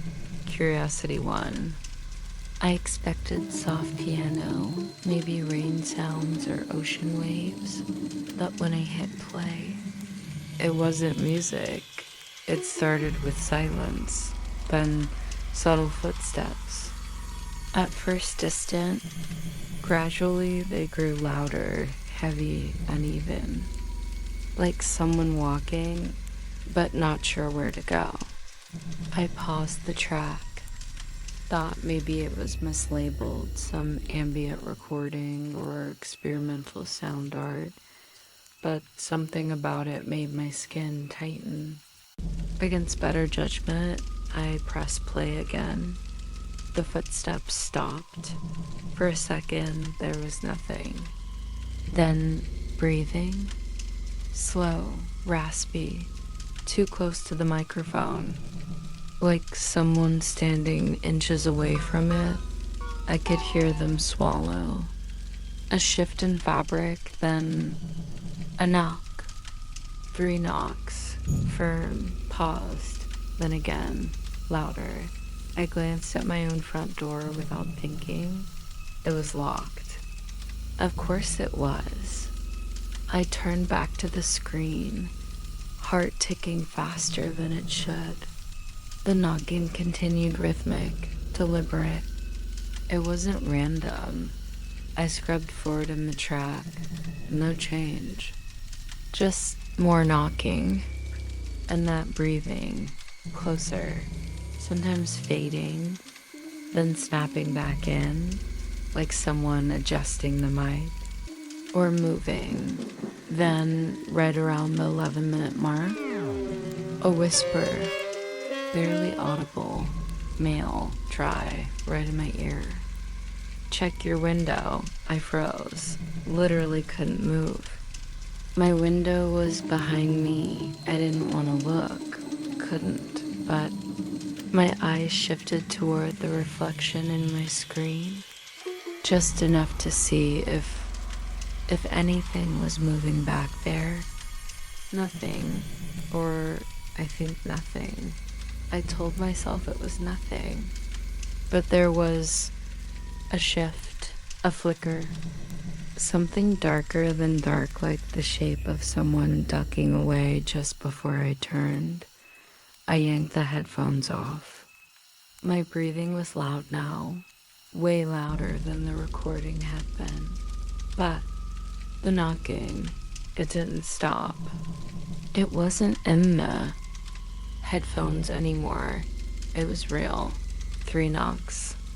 None at the door. Not exactly. It sounded wrong, like wood on glass, a flat, hollow thud. I turned finally to the window. It was closed, locked, but there was fog on the glass from the outside. A single word appeared. Finger drawn, just one. Look. I stumbled back, nearly tripping over the chair, grabbed the flash drive, yanked it from the port like that would stop. Whatever this was, the knocking ceased instantly. No fade out, just dot gone. The fog on the window lingered for a few seconds longer. Then it cleared, as if someone wiped it away. I haven't plugged that drive back in. I don't even know why I still have it. It's just sitting there on my desk. I swear, sometimes when the room gets quiet enough, I still hear it. If anyone's ever found something like this, please tell me. What should I do? Story 37. The ticket was for me, I found it while reorganizing my kitchen drawer, the one everyone has. You know, cluttered with dead batteries, rubber bands, old receipts. I was about to toss a pile of crumpled papers when something stuck to my finger. A piece of masking tape. I turned it over. It was a subway ticket, MTA, single ride. The ink was slightly faded, but still legible. Station, Times Square. Date, last Friday. Time, 11:47 p.m. I blinked, confused. I haven't been to New York in years. Almost 8, actually, but then I noticed something else. There was something typed on the back. Tiny, precise letters. My name, full name, not handwritten, typed, perfectly aligned like from an old typewriter. At first, I thought it was some kind of prank. I texted my brother, he used to mess with me like that. Dude, no idea what you're talking about, he replied. I sent him a photo. He left me on read for half an hour before typing back. That's weird, not funny. Where'd you get that? The air felt heavier. I kept turning the ticket between my fingers. The edges were soft, slightly worn like it had passed through. Several hands, but the timestamp last Friday. 11:47 p.m. That was just 4 days ago. At that exact time, I was here at home, alone, watching some mindless YouTube videos.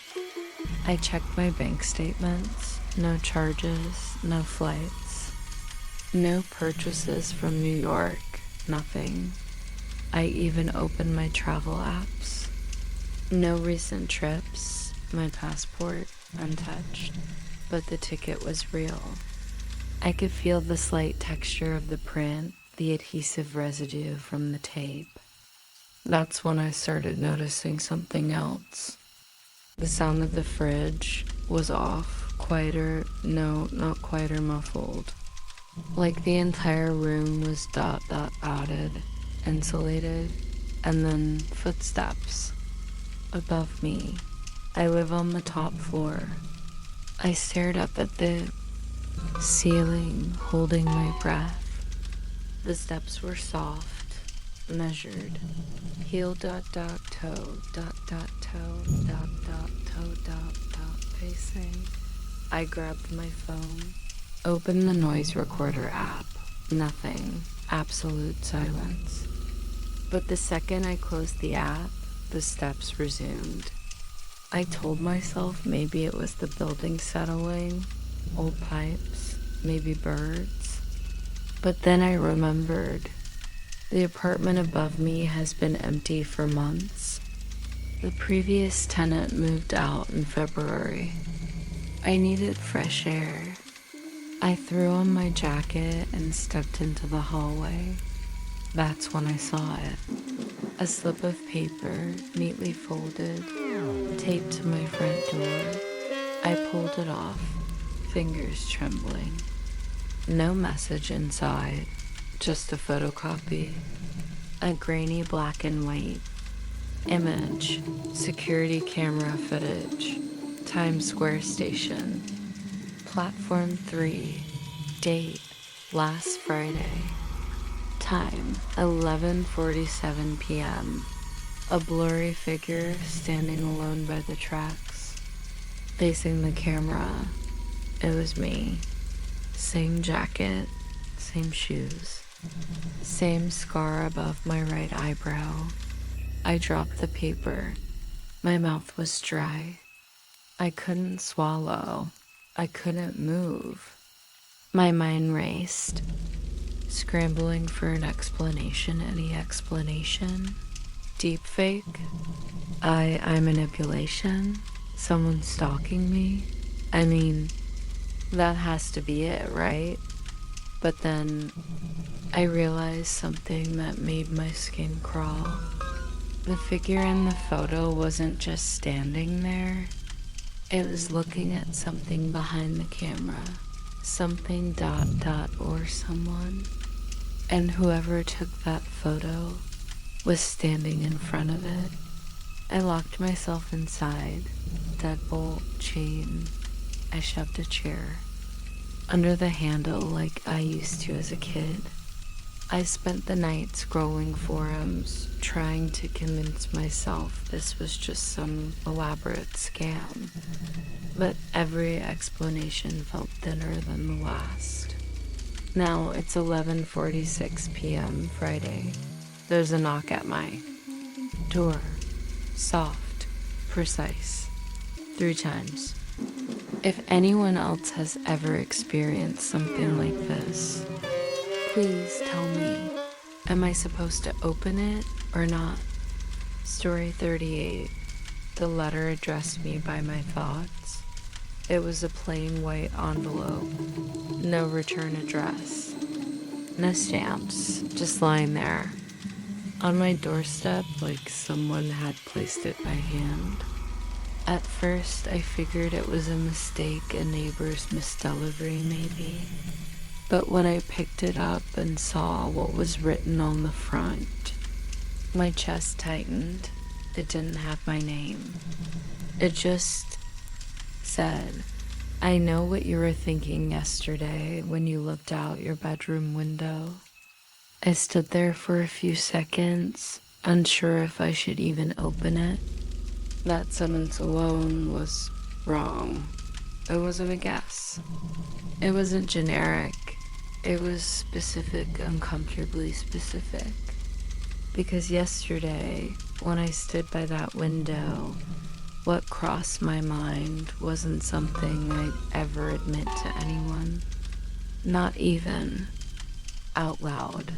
Inside, the paper was smooth, neatly folded.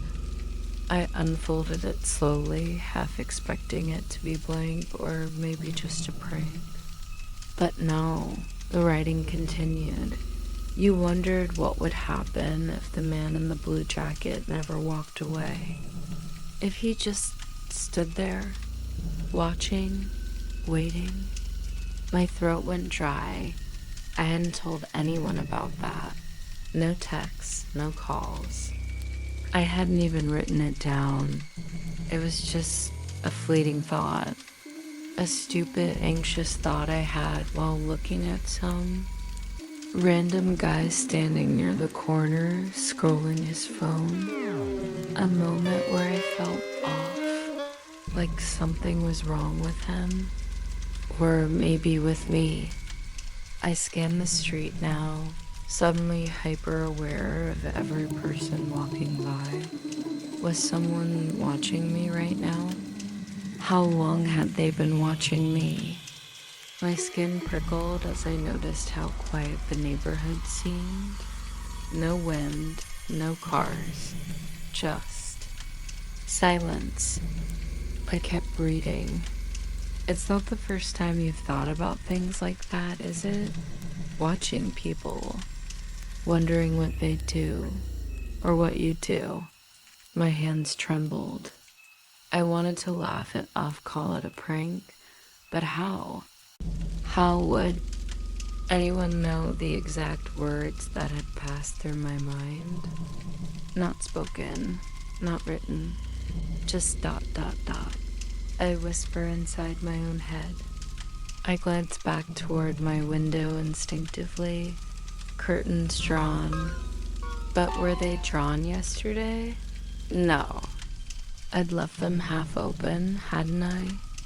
I tried to replay the moment, but everything felt blurry now, like my own memories were tampered with. The letter continued. Check behind the third drawer in your kitchen. You'll find the first one I left you. My stomach flipped. I hadn't noticed anything in my kitchen. Had I? I almost crumpled the paper and threw it away. But curiosity and dread tangled together, dragging me toward the kitchen like a hat. No choice. The third drawer. Silverware. I yanked it out, clattering forks and knives onto the counter. Behind it, taped to the inside wall, was another envelope, thicker, older, yellowed around the edges. And when I opened it, God, there were photos of me, sitting by my window, sleeping, eating. Some of them weren't recent. Different apartments, different haircuts, years ago. A noise soft but deliberate, a tap, not a knock. From the back door, my heart stopped. I turned slowly, every instinct screaming not to move. The door had a frosted glass panel. There was a shadow on the other side, not moving. Just there. The letter ended with one more line. I'm glad you're finally paying attention.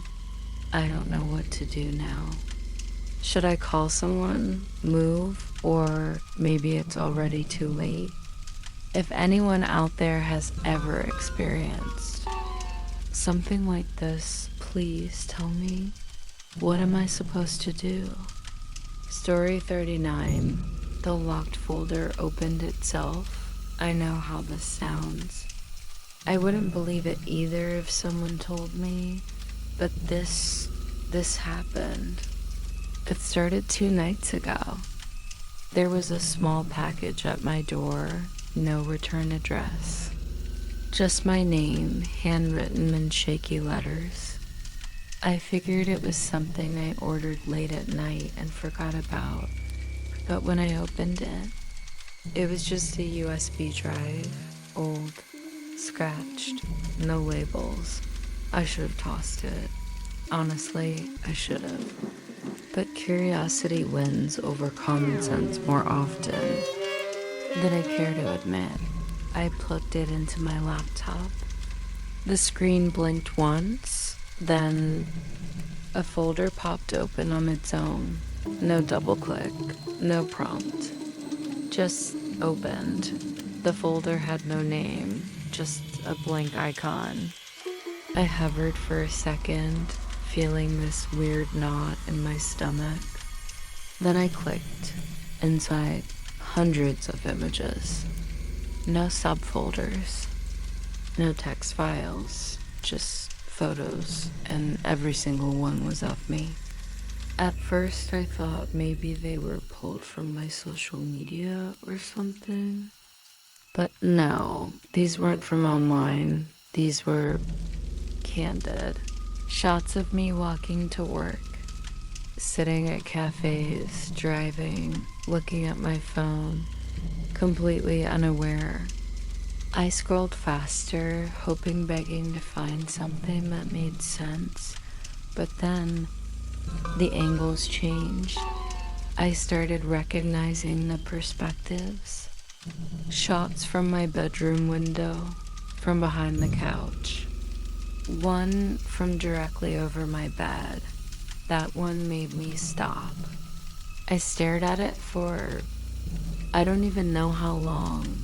Me, asleep, face half buried in the pillow, mouth slightly open, lights off, but the image perfectly clear. Whoever took it was inside my home. I checked the file info.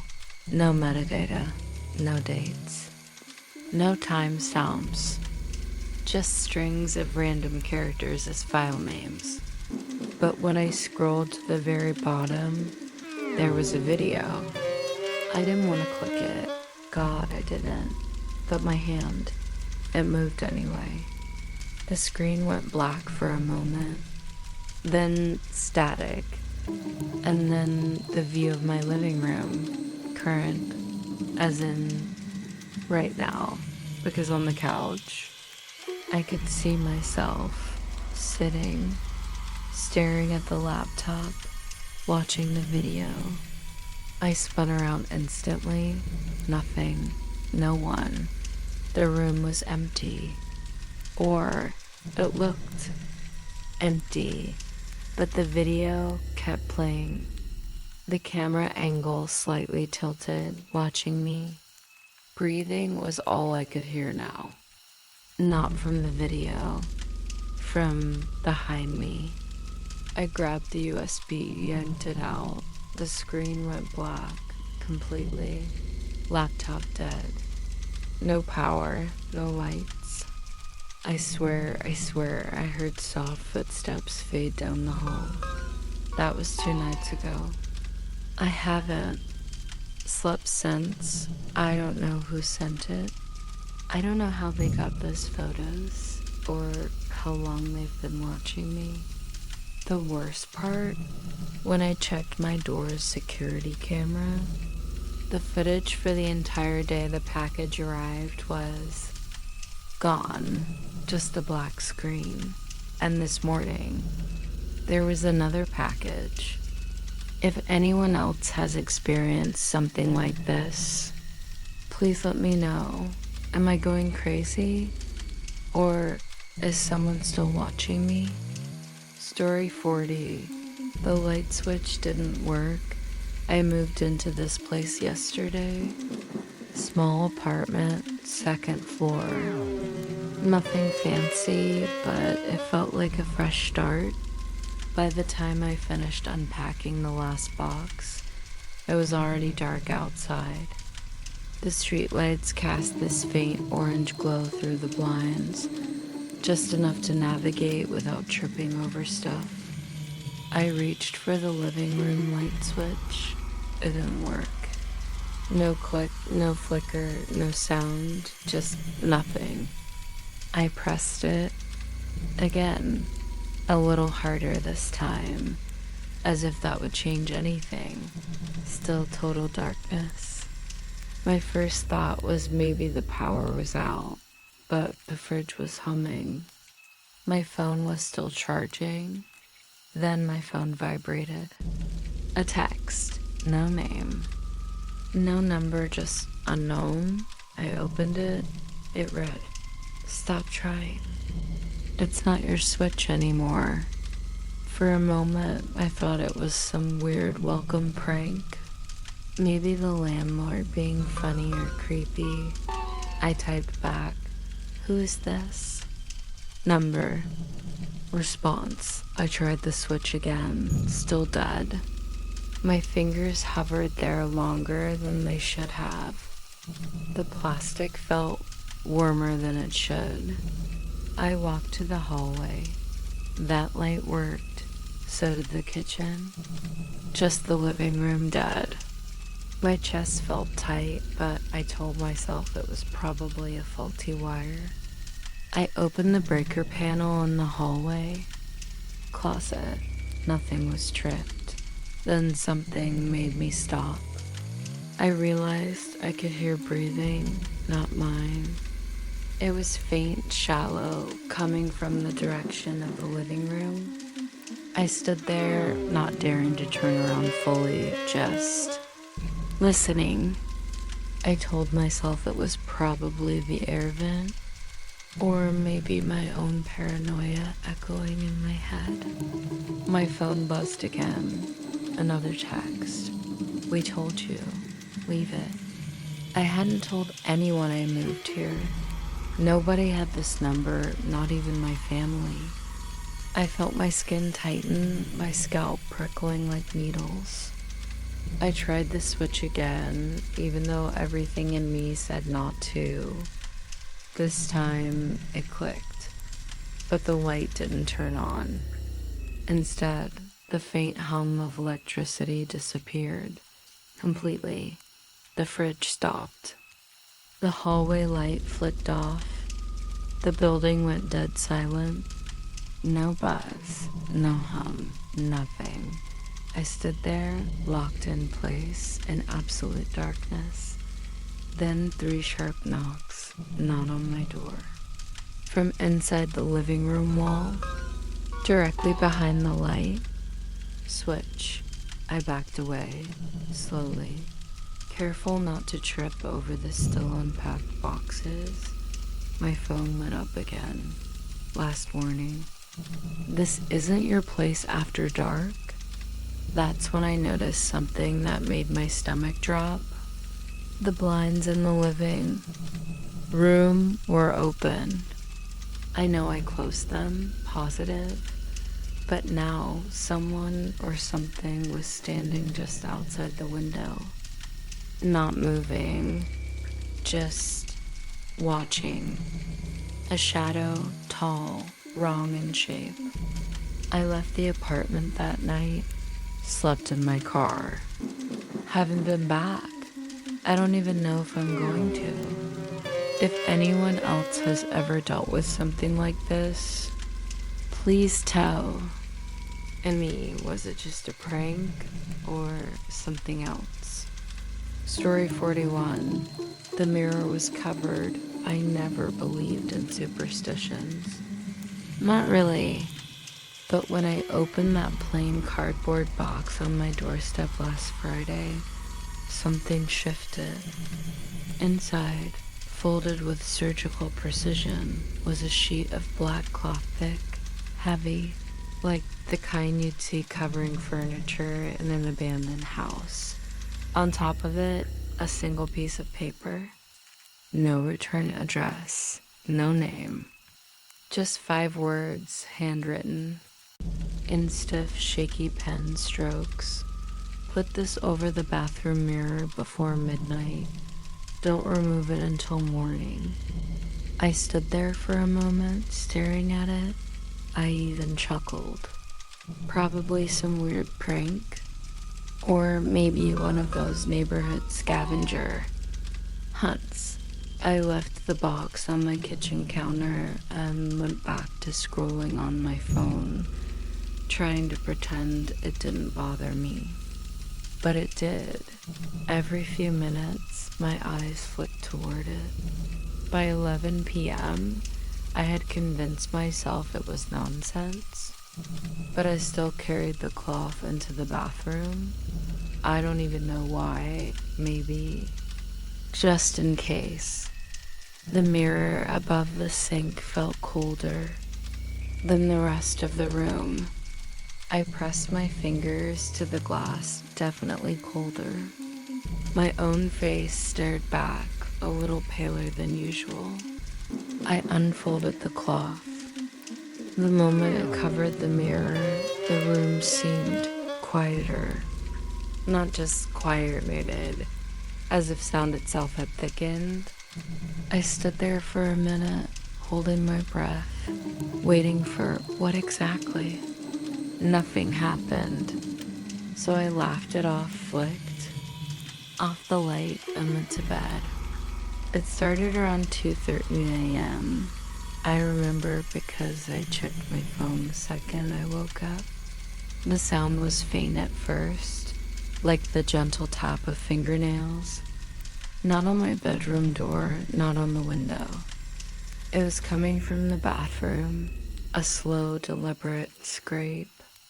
Scrape, scrape. I sat up, frozen. My apartment isn't big. From my bed, I could see the thin sliver of hallway that leads directly to the bathroom door. The door was closed. I swear I had left it open. The sound continued, not frantic, not loud, just steady. Scratch, scratch, pause, scrape. The kind of rhythm that isn't random, it was deliberate. I told myself it was the pipes. Old buildings make noises. Maybe something shifted behind the walls, but that didn't explain the occasional, almost muffled thud, like something bumping against glass. I forced myself to get up. I opened the door to the hallway, every step making the floor creak louder than it should. The bathroom door was shut. I reached for the handle. My fingers hovered. There, the scratching stopped. Total silence. I waited. 10 seconds. 20, nothing. I slowly turned the handle, pushed the door open, just a crack. The black cloth was still there, hanging over the mirror. Perfectly still, but the bottom right corner was slightly lifted. Not torn, just curled upward, as if something from the other side had pressed against it. The air smelled different in there, stale, metallic, like something left too long in a closed box. I didn't step inside. I couldn't. I just stood there staring. And then the cloth shifted, just a little. A subtle, almost imperceptible tug downward. No wind, no draft. Just gravity or something pretending to be gravity. That's when the scratching started again, but louder now, closer, like nails. Dragging against the back of the mirror, right where the cloth was pressed. Scratch, dot, dot, dot, scratch, dot, dot, dot, dot. I slammed the door, locked it, then shoved my dresser in front of it because, honestly, the lock didn't feel like enough. I sat on the floor, back against the wall, staring at the door until sunlight began bleeding through the blinds. When morning came, the sound stopped. I waited another hour just to be sure. Then slowly I moved the dresser, opened the door. The bathroom looked normal. The cloth was still there, motionless. My hand trembled as I reached out, pulled it away. The mirror was fine, no cracks, no marks, except at the very bottom, near the frame, 4 faint lines, then parallel, like the tips of fingers, dragged slowly, deliberately, across the glass from the other side. I never got another note. I never figured out who sent it. But I swear on everything, every night since, I avoid looking at that mirror after dark. If anyone else has ever gotten something like this, please tell me.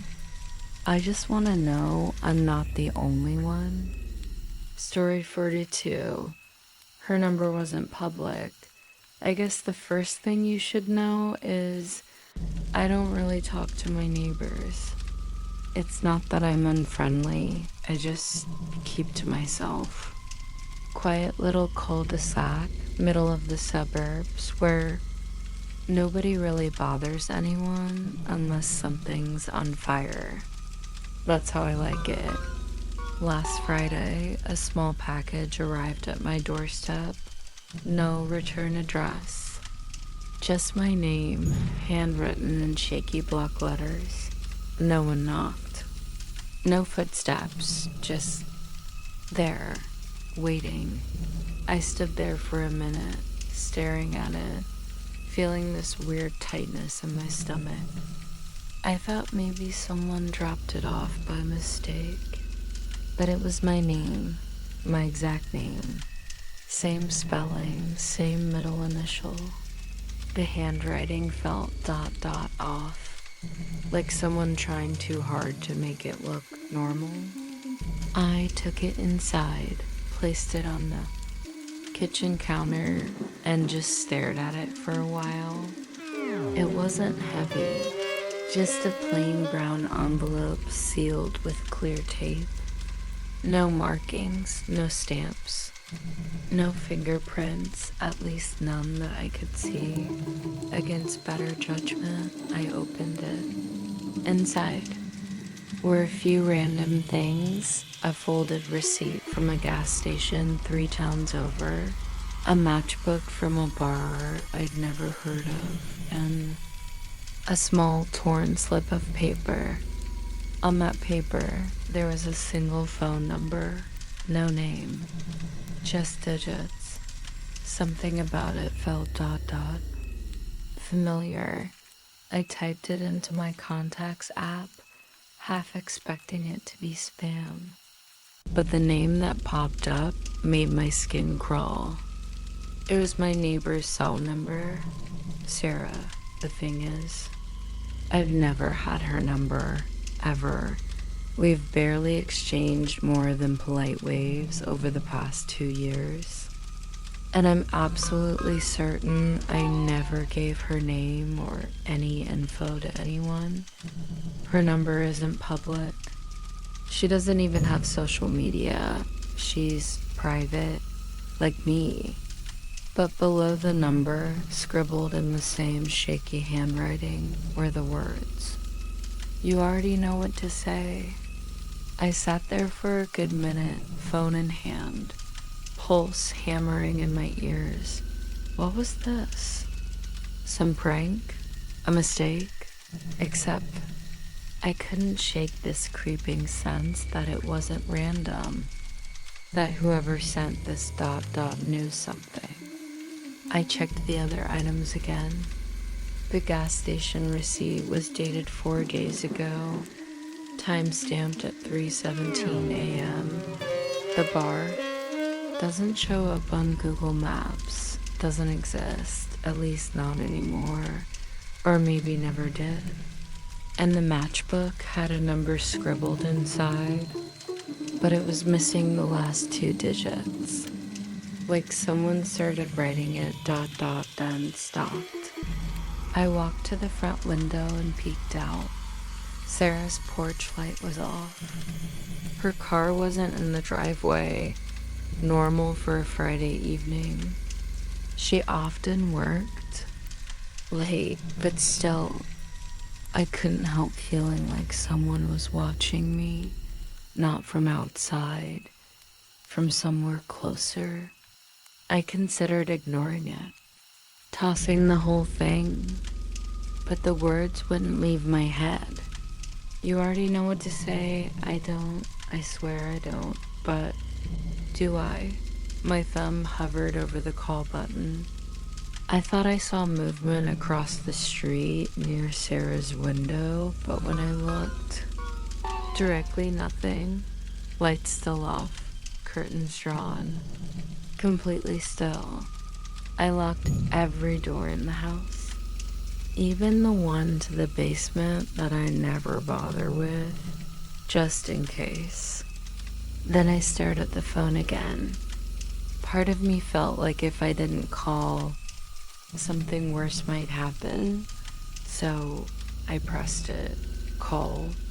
1 ring, 2. Then, someone picked up. At first it was just silence. No breathing. No background noise. Nothing. And then a voice. But it wasn't Sarah's. It was distorted, flat, almost like an automated voice, but the wrong. It said, "No, you weren't supposed to call, not yet." Then the line cut. I sat there completely frozen when a new notification popped up. A text from an unknown number, not the one I just called. It read, "Forget this. You don't have enough time." A second later, there was a loud knock on my back door. Not the front, the back. 3 slow knocks. I haven't opened it. I don't plan to. I've been sitting here, lights off, phone in hand, refreshing my camera feed. But here's the thing. The feed keeps glitching, freezing every time the back door comes into frame. If anyone else has ever experienced something like this, please let me know. I need to know I'm not losing my mind. Story 43. The recording was from tonight. I guess I should start by explaining why I even checked that flash drive. I hadn't used it in months. It was just sitting there, half buried under a pile of receipts on my desk. I only plugged it in because I was cleaning out my laptop, trying to free up space. I wasn't expecting ... anything. There was a single file on it. No name, no label. Just an audio file titled REC_20250621. It stood out immediately because, well, that's today's date. At first, I figured it was some leftover from an old project that I never renamed. I clicked play, not really expecting anything. It started with ambient noise, muffled static, faint hum, the subtle kind of sound you get when you record an empty room. For a few seconds, that was all. I almost closed it, but then footsteps, slow, heavy, measured, carpeted at first ... then transitioning onto the hardwood floors I have in my hallway. There was this low creaking, the unmistakable sound of my front door. I froze. I wasn't sure if the sound was from the recording or from my apartment right then. I took out my earbuds just to be sure. Silence, dead silence. I put them back in. The recording continued, breathing, labored, not mine. Deep inhales through the nose, like someone trying to stay quiet but failing. Then ... the scrape of my dining chair. You know that awful screech when wood grinds against tile? I have exactly 4 chairs, and I knew exactly which one made that noise. I felt my skin tighten, cold spreading over my back. I don't know why, but I glanced at the timestamp on the player. 22 minutes ago. My hands started shaking. This ... this wasn't old. This was from tonight, from now. Then the worst part. I heard my own voice. Muffled at first, like from another room, but it was me. I know how I sound when I'm confused, but trying to stay calm. What the hell ... who's there? The recording caught every word, every tremor in my voice. I paused the file. My breathing felt too loud, like it would give me away, but give me away to who? I was alone. I should have been alone. I checked. The front door, locked, chain still on, nothing broken. Windows latched. I kept telling myself it had to be some kind of glitch, some corrupted file, something left over from another day, another place. But that didn't explain the timestamp. I pressed play again, more shuffling, then a faint click, like a phone camera shutter, then nothing for a few seconds, just silence, except not silence. There was this tiny rhythmic sound, like fingers tapping ... or nails ... against wood. Tap, tap, right near the mic. Then something else. My own voice again, farther this time. Hello, is someone there? A door opened, my bedroom door. The creak matched perfectly. I know it because that damn hinge always sticks halfway. Same pitch, same pause, same soft slam as it closes. At this point, my hands were sweating. I yanked the flash drive out. I don't even know why. Like that would stop anything. But the second I pulled it, I heard something in real life. A creak. Same as on the recording. This time ... right behind me. I spun around so fast I almost fell over. Nothing. No one. Just the stupid pile of laundry on the chair. Except, I swear to God, ... the chair was facing the wrong way. It had been turned toward my bedroom door. I didn't stay. I grabbed my keys, my shoes, and just left. Sat in my car for I don't even know how long. An hour, maybe 2. I kept staring at the windows of my own apartment, half expecting ... something. A shadow, movement, anything. Eventually, I worked up the nerve to go back in. Everything looked normal, nothing missing. No sign of forced entry, but the flash drive ... was back on my desk. Exactly where it had been before. I haven't dared play the file again. I don't know if I should, but if anyone has any idea what this means ... if this has ever happened to you, please tell me, because I really don't know what to do. Story 44, the message under the tape. I wasn't expecting a package that day. There was no knock, no doorbell, just a plain brown box sitting neatly against my front door when I got home from work. No return address, just my name, handwritten in small, careful letters. Something about the handwriting made me pause. It was ... precise, too precise. I carried it inside, placing it on the kitchen counter. It wasn't heavy. No rattling when I shook it, just a dense, solid weight. The tape was layered 3 strips across the top, edges folded perfectly flush. Whoever sealed it took their time. I stared at it longer than I should have, feeling that strange hesitation, like opening it might be the wrong choice. Still, curiosity won.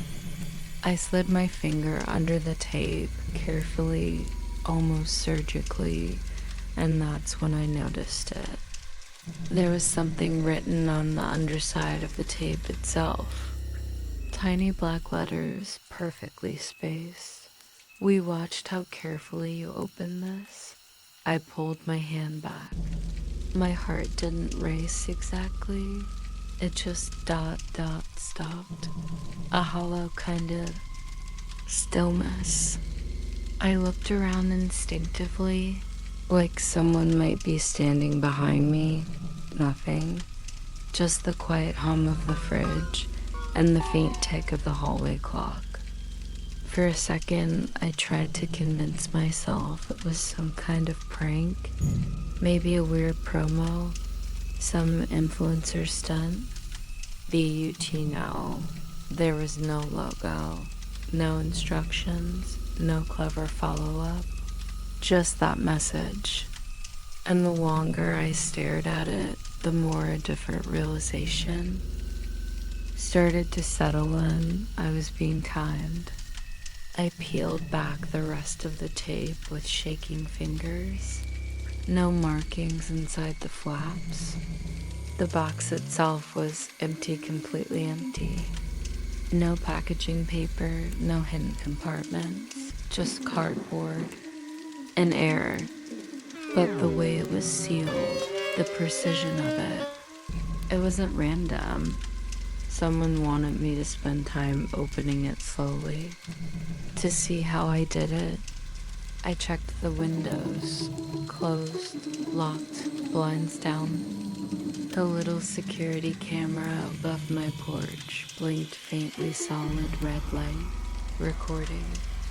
I pulled up the feed on my phone, scrubbing back to the past few hours. Nothing. No delivery van. No person. Just ... one frame the camera skipped. A 1 second glitch where the timestamp jumped forward right around the time the box must have arrived. That's when I noticed something else. There was a faint square of adhesive residue on the kitchen counter. Not fresh, but not old either. Like ... something had been there. Something recently removed. I didn't put anything there. I would have noticed. I walked room to room, listening. No creaks, no footsteps, no breathing. But that feeling, that dense, pressurized feeling in my chest, didn't go away. Like I was being ... monitored, measured, watched not just now, but for a while. Maybe longer than I realized. I went back to the box, turning it over again and again, looking for anything I missed, and there it was. On the bottom, etched lightly into the cardboard, not written, but pressed in. Like someone had used the blunt tip of a pen to leave indentations. Faster next time. My skin went cold. I dropped it. I didn't even hear it hit the floor. I just stood there staring at the space where it had been. Heart thudding so loud it felt like it might drown out everything else. I don't know what this was. I don't know who did it. But ever since that day, I've started noticing little things. The sound of a faint click right before I enter a room. The feeling of air shifting behind me when no windows are open. My phone battery draining faster. That subtle flicker in my webcam light, even when no app is running. And the worst part, every package I get now, every single one, I hesitate. Even when it's something I ordered, because sometimes when I peel the tape back, I still check, wondering if there'll be another message underneath. Coach, if anyone else has ever experienced something like this, please let me know. Am I being paranoid ... Or should I be even more scared than I already am? Story 45, the backup plan. I always thought the envelope was just a joke. A quirky little thing my friend Alex gave me years ago when we were both going through that phase of watching too many spy thrillers. It sat at the back of my desk drawer, collecting dust under old receipts and expired coupons. I never really intended to open it, but tonight ... tonight was different. It started with the power flickering. Once, twice, then the whole apartment plunged into darkness. No thunder, no wind, just darkness. I grabbed my phone, but no signal, not even Wi-Fi. For some reason, my eyes drifted toward the drawer, the envelope. It was labeled in Alex's messy handwriting. If things go wrong, I hesitated. My fingers hovered over the seal. I wasn't even sure why I felt this creeping instinct. Like something wasn't just wrong but off. Finally, curiosity or maybe fear won. I opened it. Inside, there was a folded street map, a small Ziploc bag with a few $100s in crumpled bills, and a cheap burner phone. One contact was saved in it. Just a single word, exit. I stared at the screen, heart pounding louder than the silence around me. That's when my regular phone vibrated despite having no signal. An unknown number. The message read, "You shouldn't have opened that yet." My stomach dropped. I looked around the apartment, half expecting someone to be watching me through the window or the peephole, but nothing. Just the faint hum of silence returning after the power came back, like nothing had happened. Except now the silence felt aware. I dialed the number on the burner. It rang. Once, twice. Then someone picked up, but no one spoke. Just shallow breathing. I whispered, "Hello?" But the line went dead. Pacing around, I unfolded the map. A red line was drawn from my apartment to a location about 5 miles west, a place I didn't recognize. But next to it, scrawled in small letters, was the phrase, "Don't trust anyone after 9 p.m. I checked the clock. 8:47, I bolted. No time to think. I shoved the cash and burner into my jacket and grabbed my keys. As I stepped into the hallway, I noticed something strange. Every apartment door slightly ajar.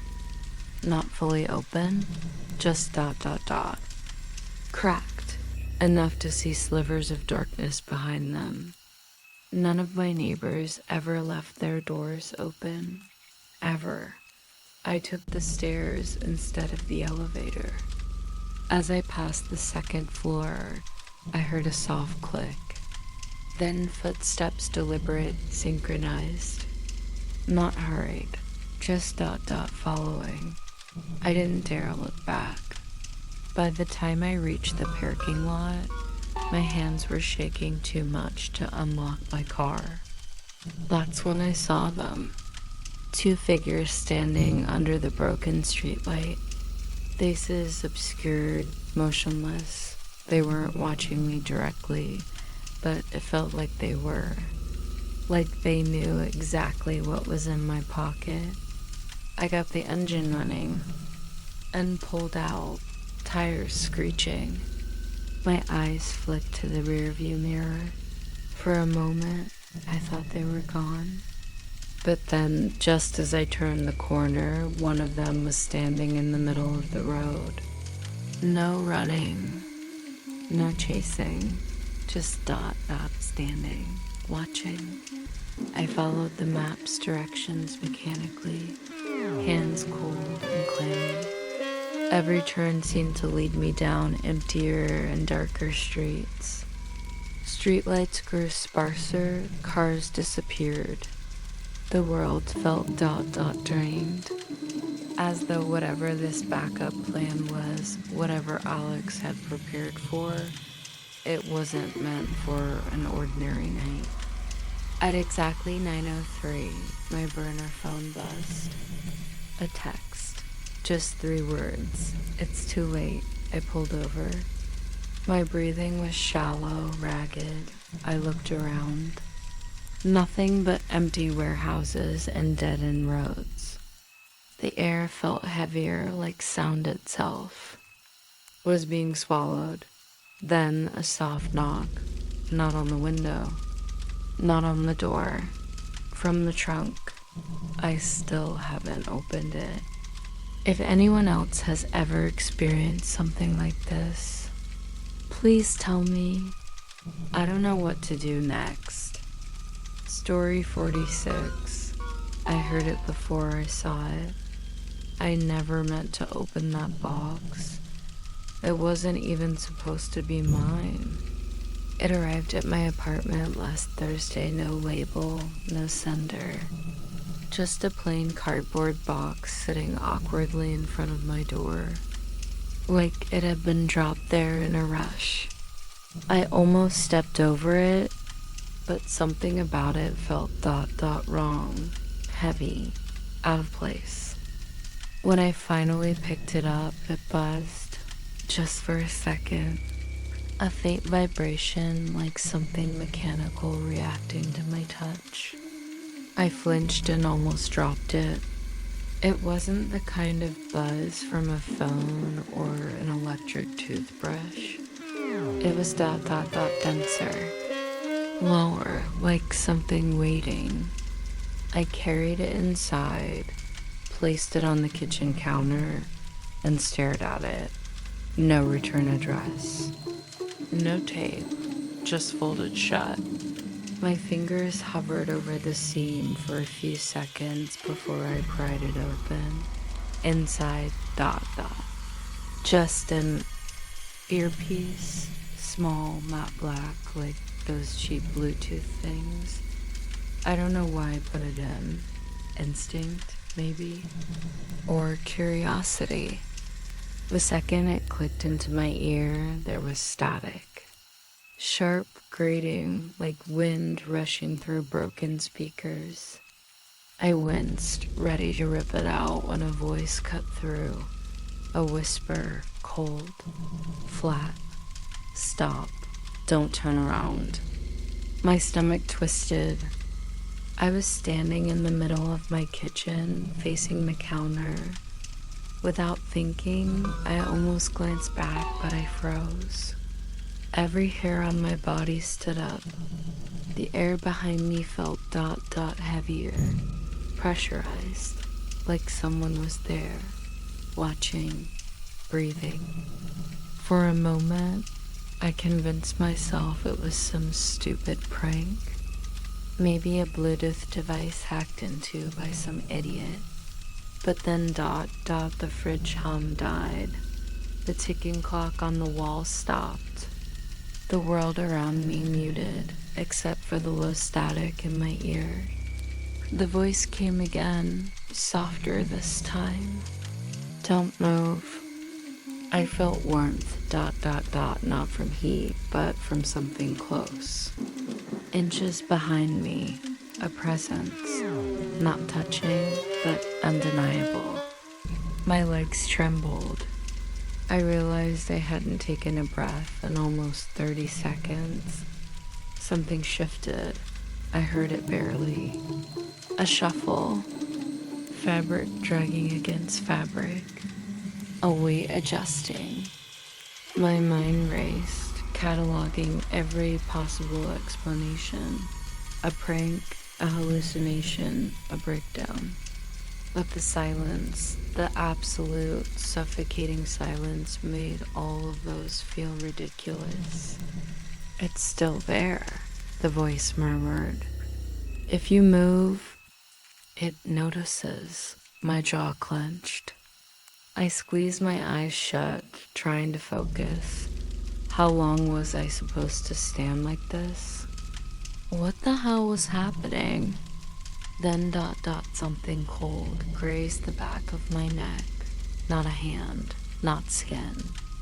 Something smoother, flat, as if someone or something was tracing me with the edge of a coin or a piece of glass. I bit my lip to stop a sound from escaping. The voice changed, more urgent now. Step forward, Slowly, don't look back, not yet. My feet barely obeyed. I shuffled forward, one shaky step at a time, pulse hammering in my ears. The buzzing grew louder in the earpiece, almost drowning the static. When I reached the hallway, the voice whispered, "Now ... run." I bolted, sprinting out the front door, down the stairwell, barefoot, keys forgotten. I didn't stop until I was 2 blocks away. I only turned around once. Nothing was there, nothing.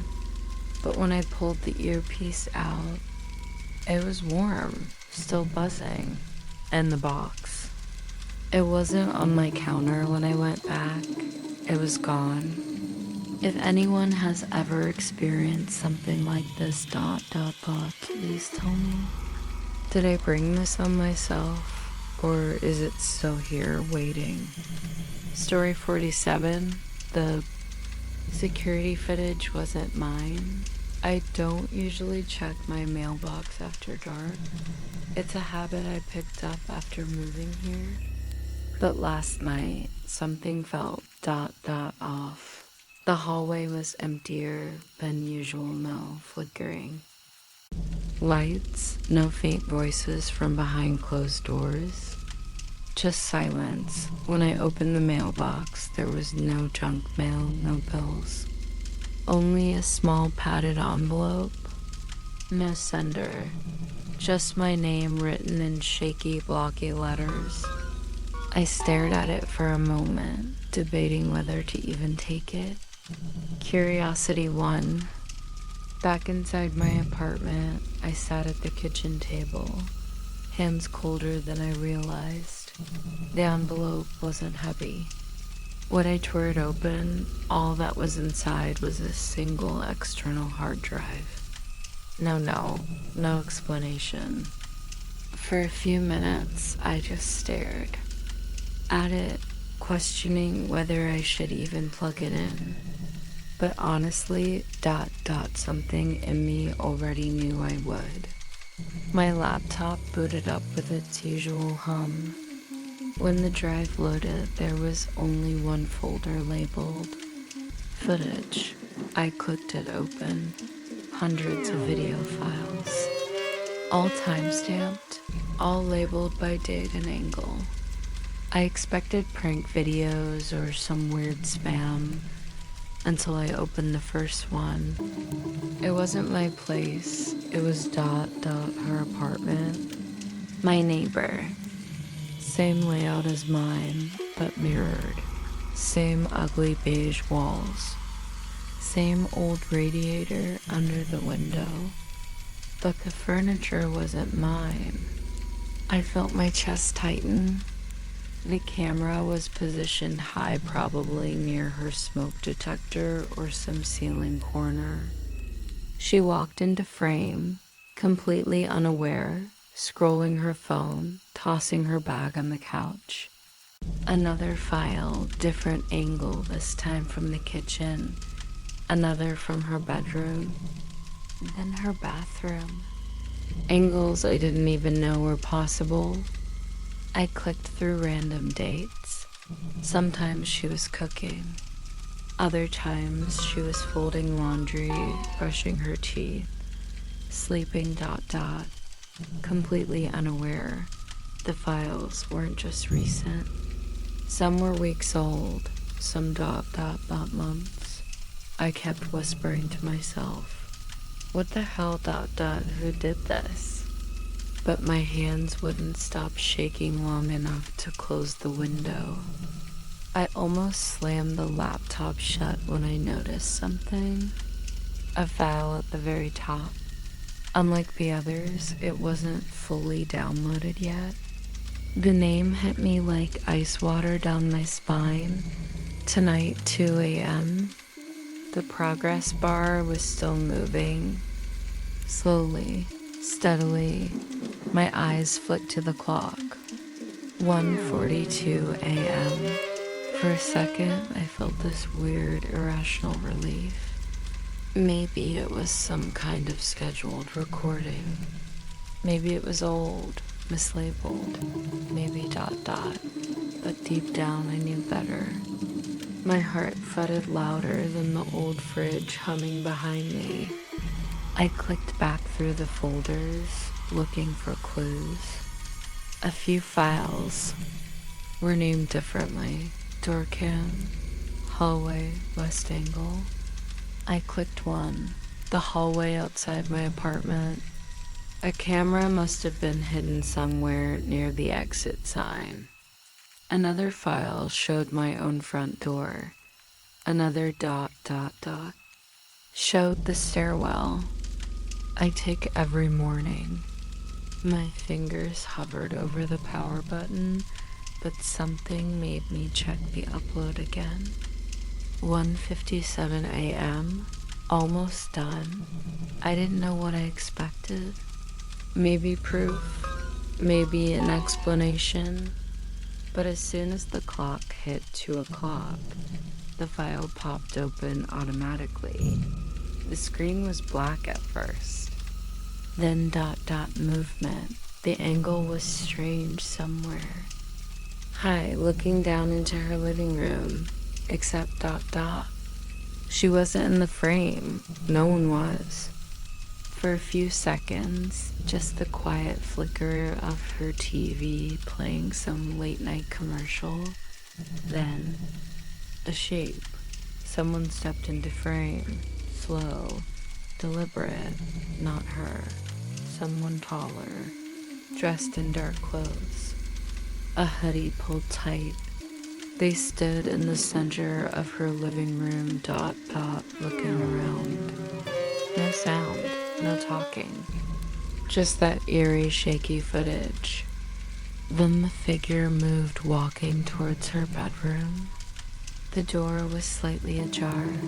I couldn't breathe. My skin felt electric. I checked the clock, 2:01 a.m. This was happening now. For a moment, I froze, unsure if I should call her, call the cops, or I don't know. But then ... movement again. The figure backed out of the bedroom, slowly, almost ... carefully, then turning ... facing the camera. They looked directly at it. No, not at it, at me. The screen went black. The file closed itself.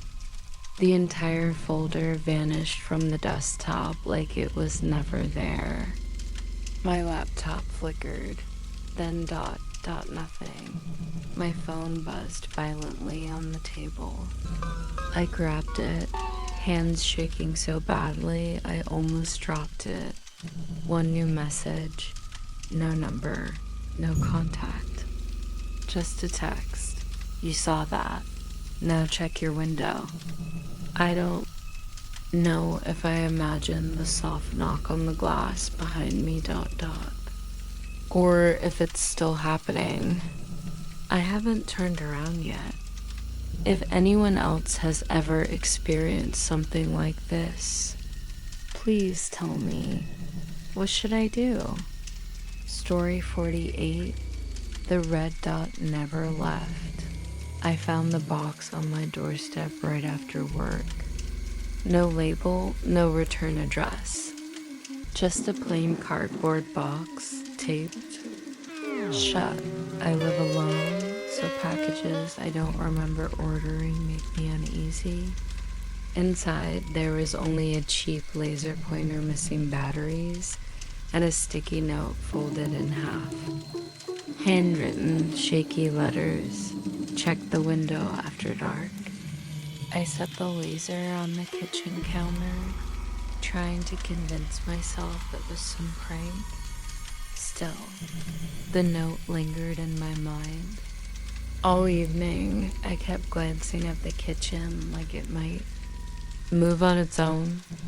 By the time the clock hit 10 p.m., curiosity, maybe stupidity, got the better of me.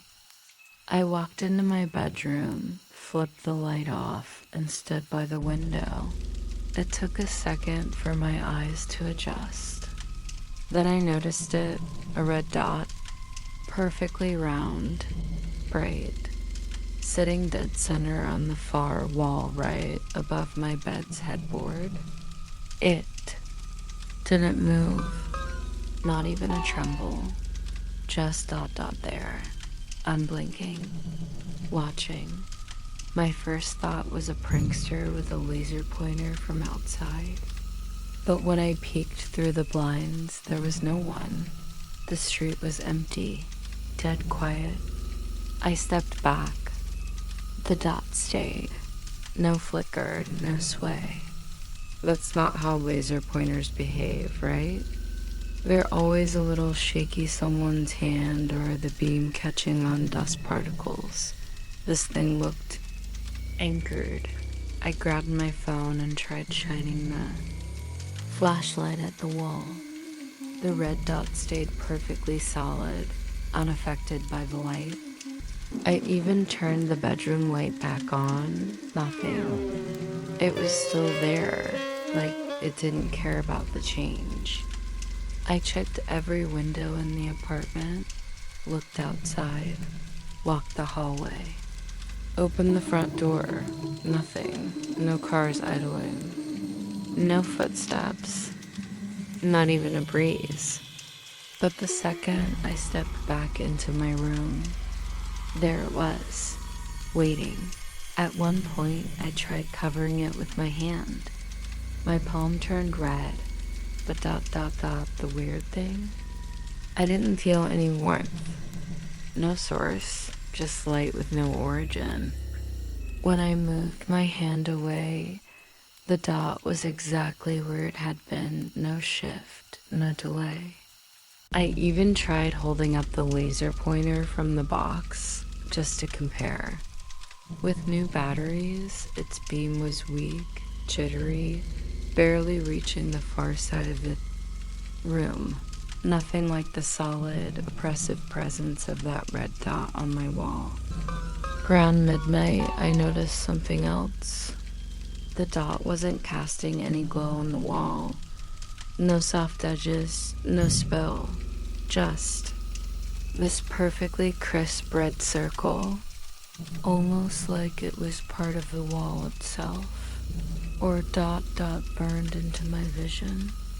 But closing my eyes didn't make it go away. I haven't slept. It's 3:47 a.m. now. The dot is still there, same spot, same size, same dot dot stare. I don't know if it's waiting for something or if I'm the thing being waited on. If anyone's ever seen anything like this, dot dot dot, please tell me. Am I supposed to do something or just dot dot dot wait until it moves? Story 49, the silent phone call. I don't even know why I bought that old flip phone. Maybe nostalgia, maybe paranoia.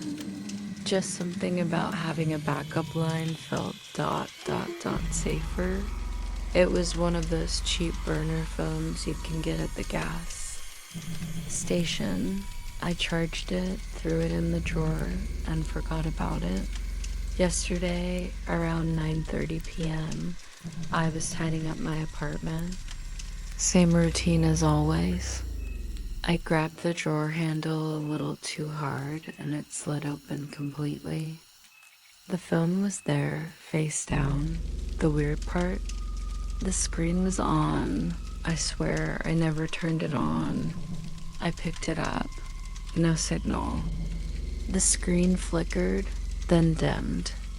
For a second, I figured it was some glitchy startup thing, but then it vibrated in my hand. The ringtone blared an artificial jingle that sounded even more jarring in the quiet. The screen only said, "Incoming call." No number, no name. I stared at it, maybe 5 seconds, maybe longer. I don't know why I answered. Habit, maybe. The hinge clicked open. Hello? Silence. Not the usual empty line silence. Not static. Just absence. Like the line wasn't open at all. I almost hung up. Then ... I heard it. A sharp inhale. Right next to the microphone. Like someone was holding their breath until the last possible second. Then a voice, flat, precise. Look under the doormat now. I didn't move. I just stood there, clutching the phone, staring at my own front door like it had somehow changed. I even glanced over my shoulder, half expecting someone to be inside the apartment already. Who is this? I asked, but the line had gone dead. The screen was black. I tried turning the phone back on. It wouldn't, no matter what I pressed. Nothing happened. I walked slowly toward the door. Every sound in the apartment seemed louder. The hum of the fridge, the faint creak from the upstairs neighbor. I hesitated with my hand on the handle. It crossed my mind that this could be a prank, but nobody knew about that phone. Nobody. I opened the door, just the hallway. Empty. Dim light from the flickering bulb above apartment 3B. I knelt down, hand hovering over the corner of the mat. I paused. My fingertips felt the edge. There was something there, thin, cold. I pulled it out. A single key. Not mine. No label. Old brass, worn down like it had been used for years. Then I noticed something else. A folded slip of paper taped underneath the mat itself. Tiny. The handwriting was messy, rushed. It said, 302, hurry. There's no apartment 302 in my building. We don't even have a third floor. Just 2. I know that for a fact. I stepped back inside, locked the door, double locked it. Then I checked my phone, the real one. No missed calls. Nothing. I opened the burner phone again. Still. Dead. Completely unresponsive. I didn't sleep last night. Every sound felt amplified. I kept thinking, what if 302 isn't in this building? What if it's somewhere else? Somewhere I'm supposed to find? And the worst part, about an hour ago, someone knocked on my door, 3 short taps. No one was there when I checked, but when I lifted the doormat again, the key was gone. If anyone else has experienced something like this, please tell me. Am I supposed to just forget this happened? Because I can't. Story 50. The door was already unlocked. I should start by saying I always double check my locks. It's just ... something I do. Maybe it's anxiety. Maybe it's common sense. Either way, when I got home that evening, the first thing I did was lock the door, deadbolt, chain, everything. I remember the click. I'm sure of it. About an hour later, a small box arrived at my doorstep. No label, no return address. Just a plain cardboard box, taped shut. I don't usually open things like that, but curiosity wins sometimes, right? Inside were a few scraps of paper, neatly folded. Each had a short sentence written in what looked like typewriter font. The first one read, "Are you sure you're alone?" My throat went dry, but I laughed it off. Some prank maybe. Neighbors? Friends? I looked around, no one. The street was empty, just that late dusk kind of quiet, where the air feels heavier than usual. The second note said, "Check the hallway mirror." That one made my skin crawl. But again, I told myself it's nothing. I stood up slowly, walked toward the hallway. My apartment isn't big. From the living room, I could already see the edge of the mirror's frame. It was ... fine. My reflection stared back, looking more nervous than I wanted to admit. Then I noticed something, a smudge, right there on the glass at shoulder height. 4 fingerprints, not mine. I checked. Mine didn't match. These were ... smaller. Almost like a child's, but ... I live alone. I sat back down, heart pounding, hands shaking slightly. Tried convincing myself it was old. Maybe I missed it when cleaning, maybe. The third note said, "Behind you." I didn't turn. I couldn't. I froze. I don't even remember breathing for those next few seconds. I listened. Nothing.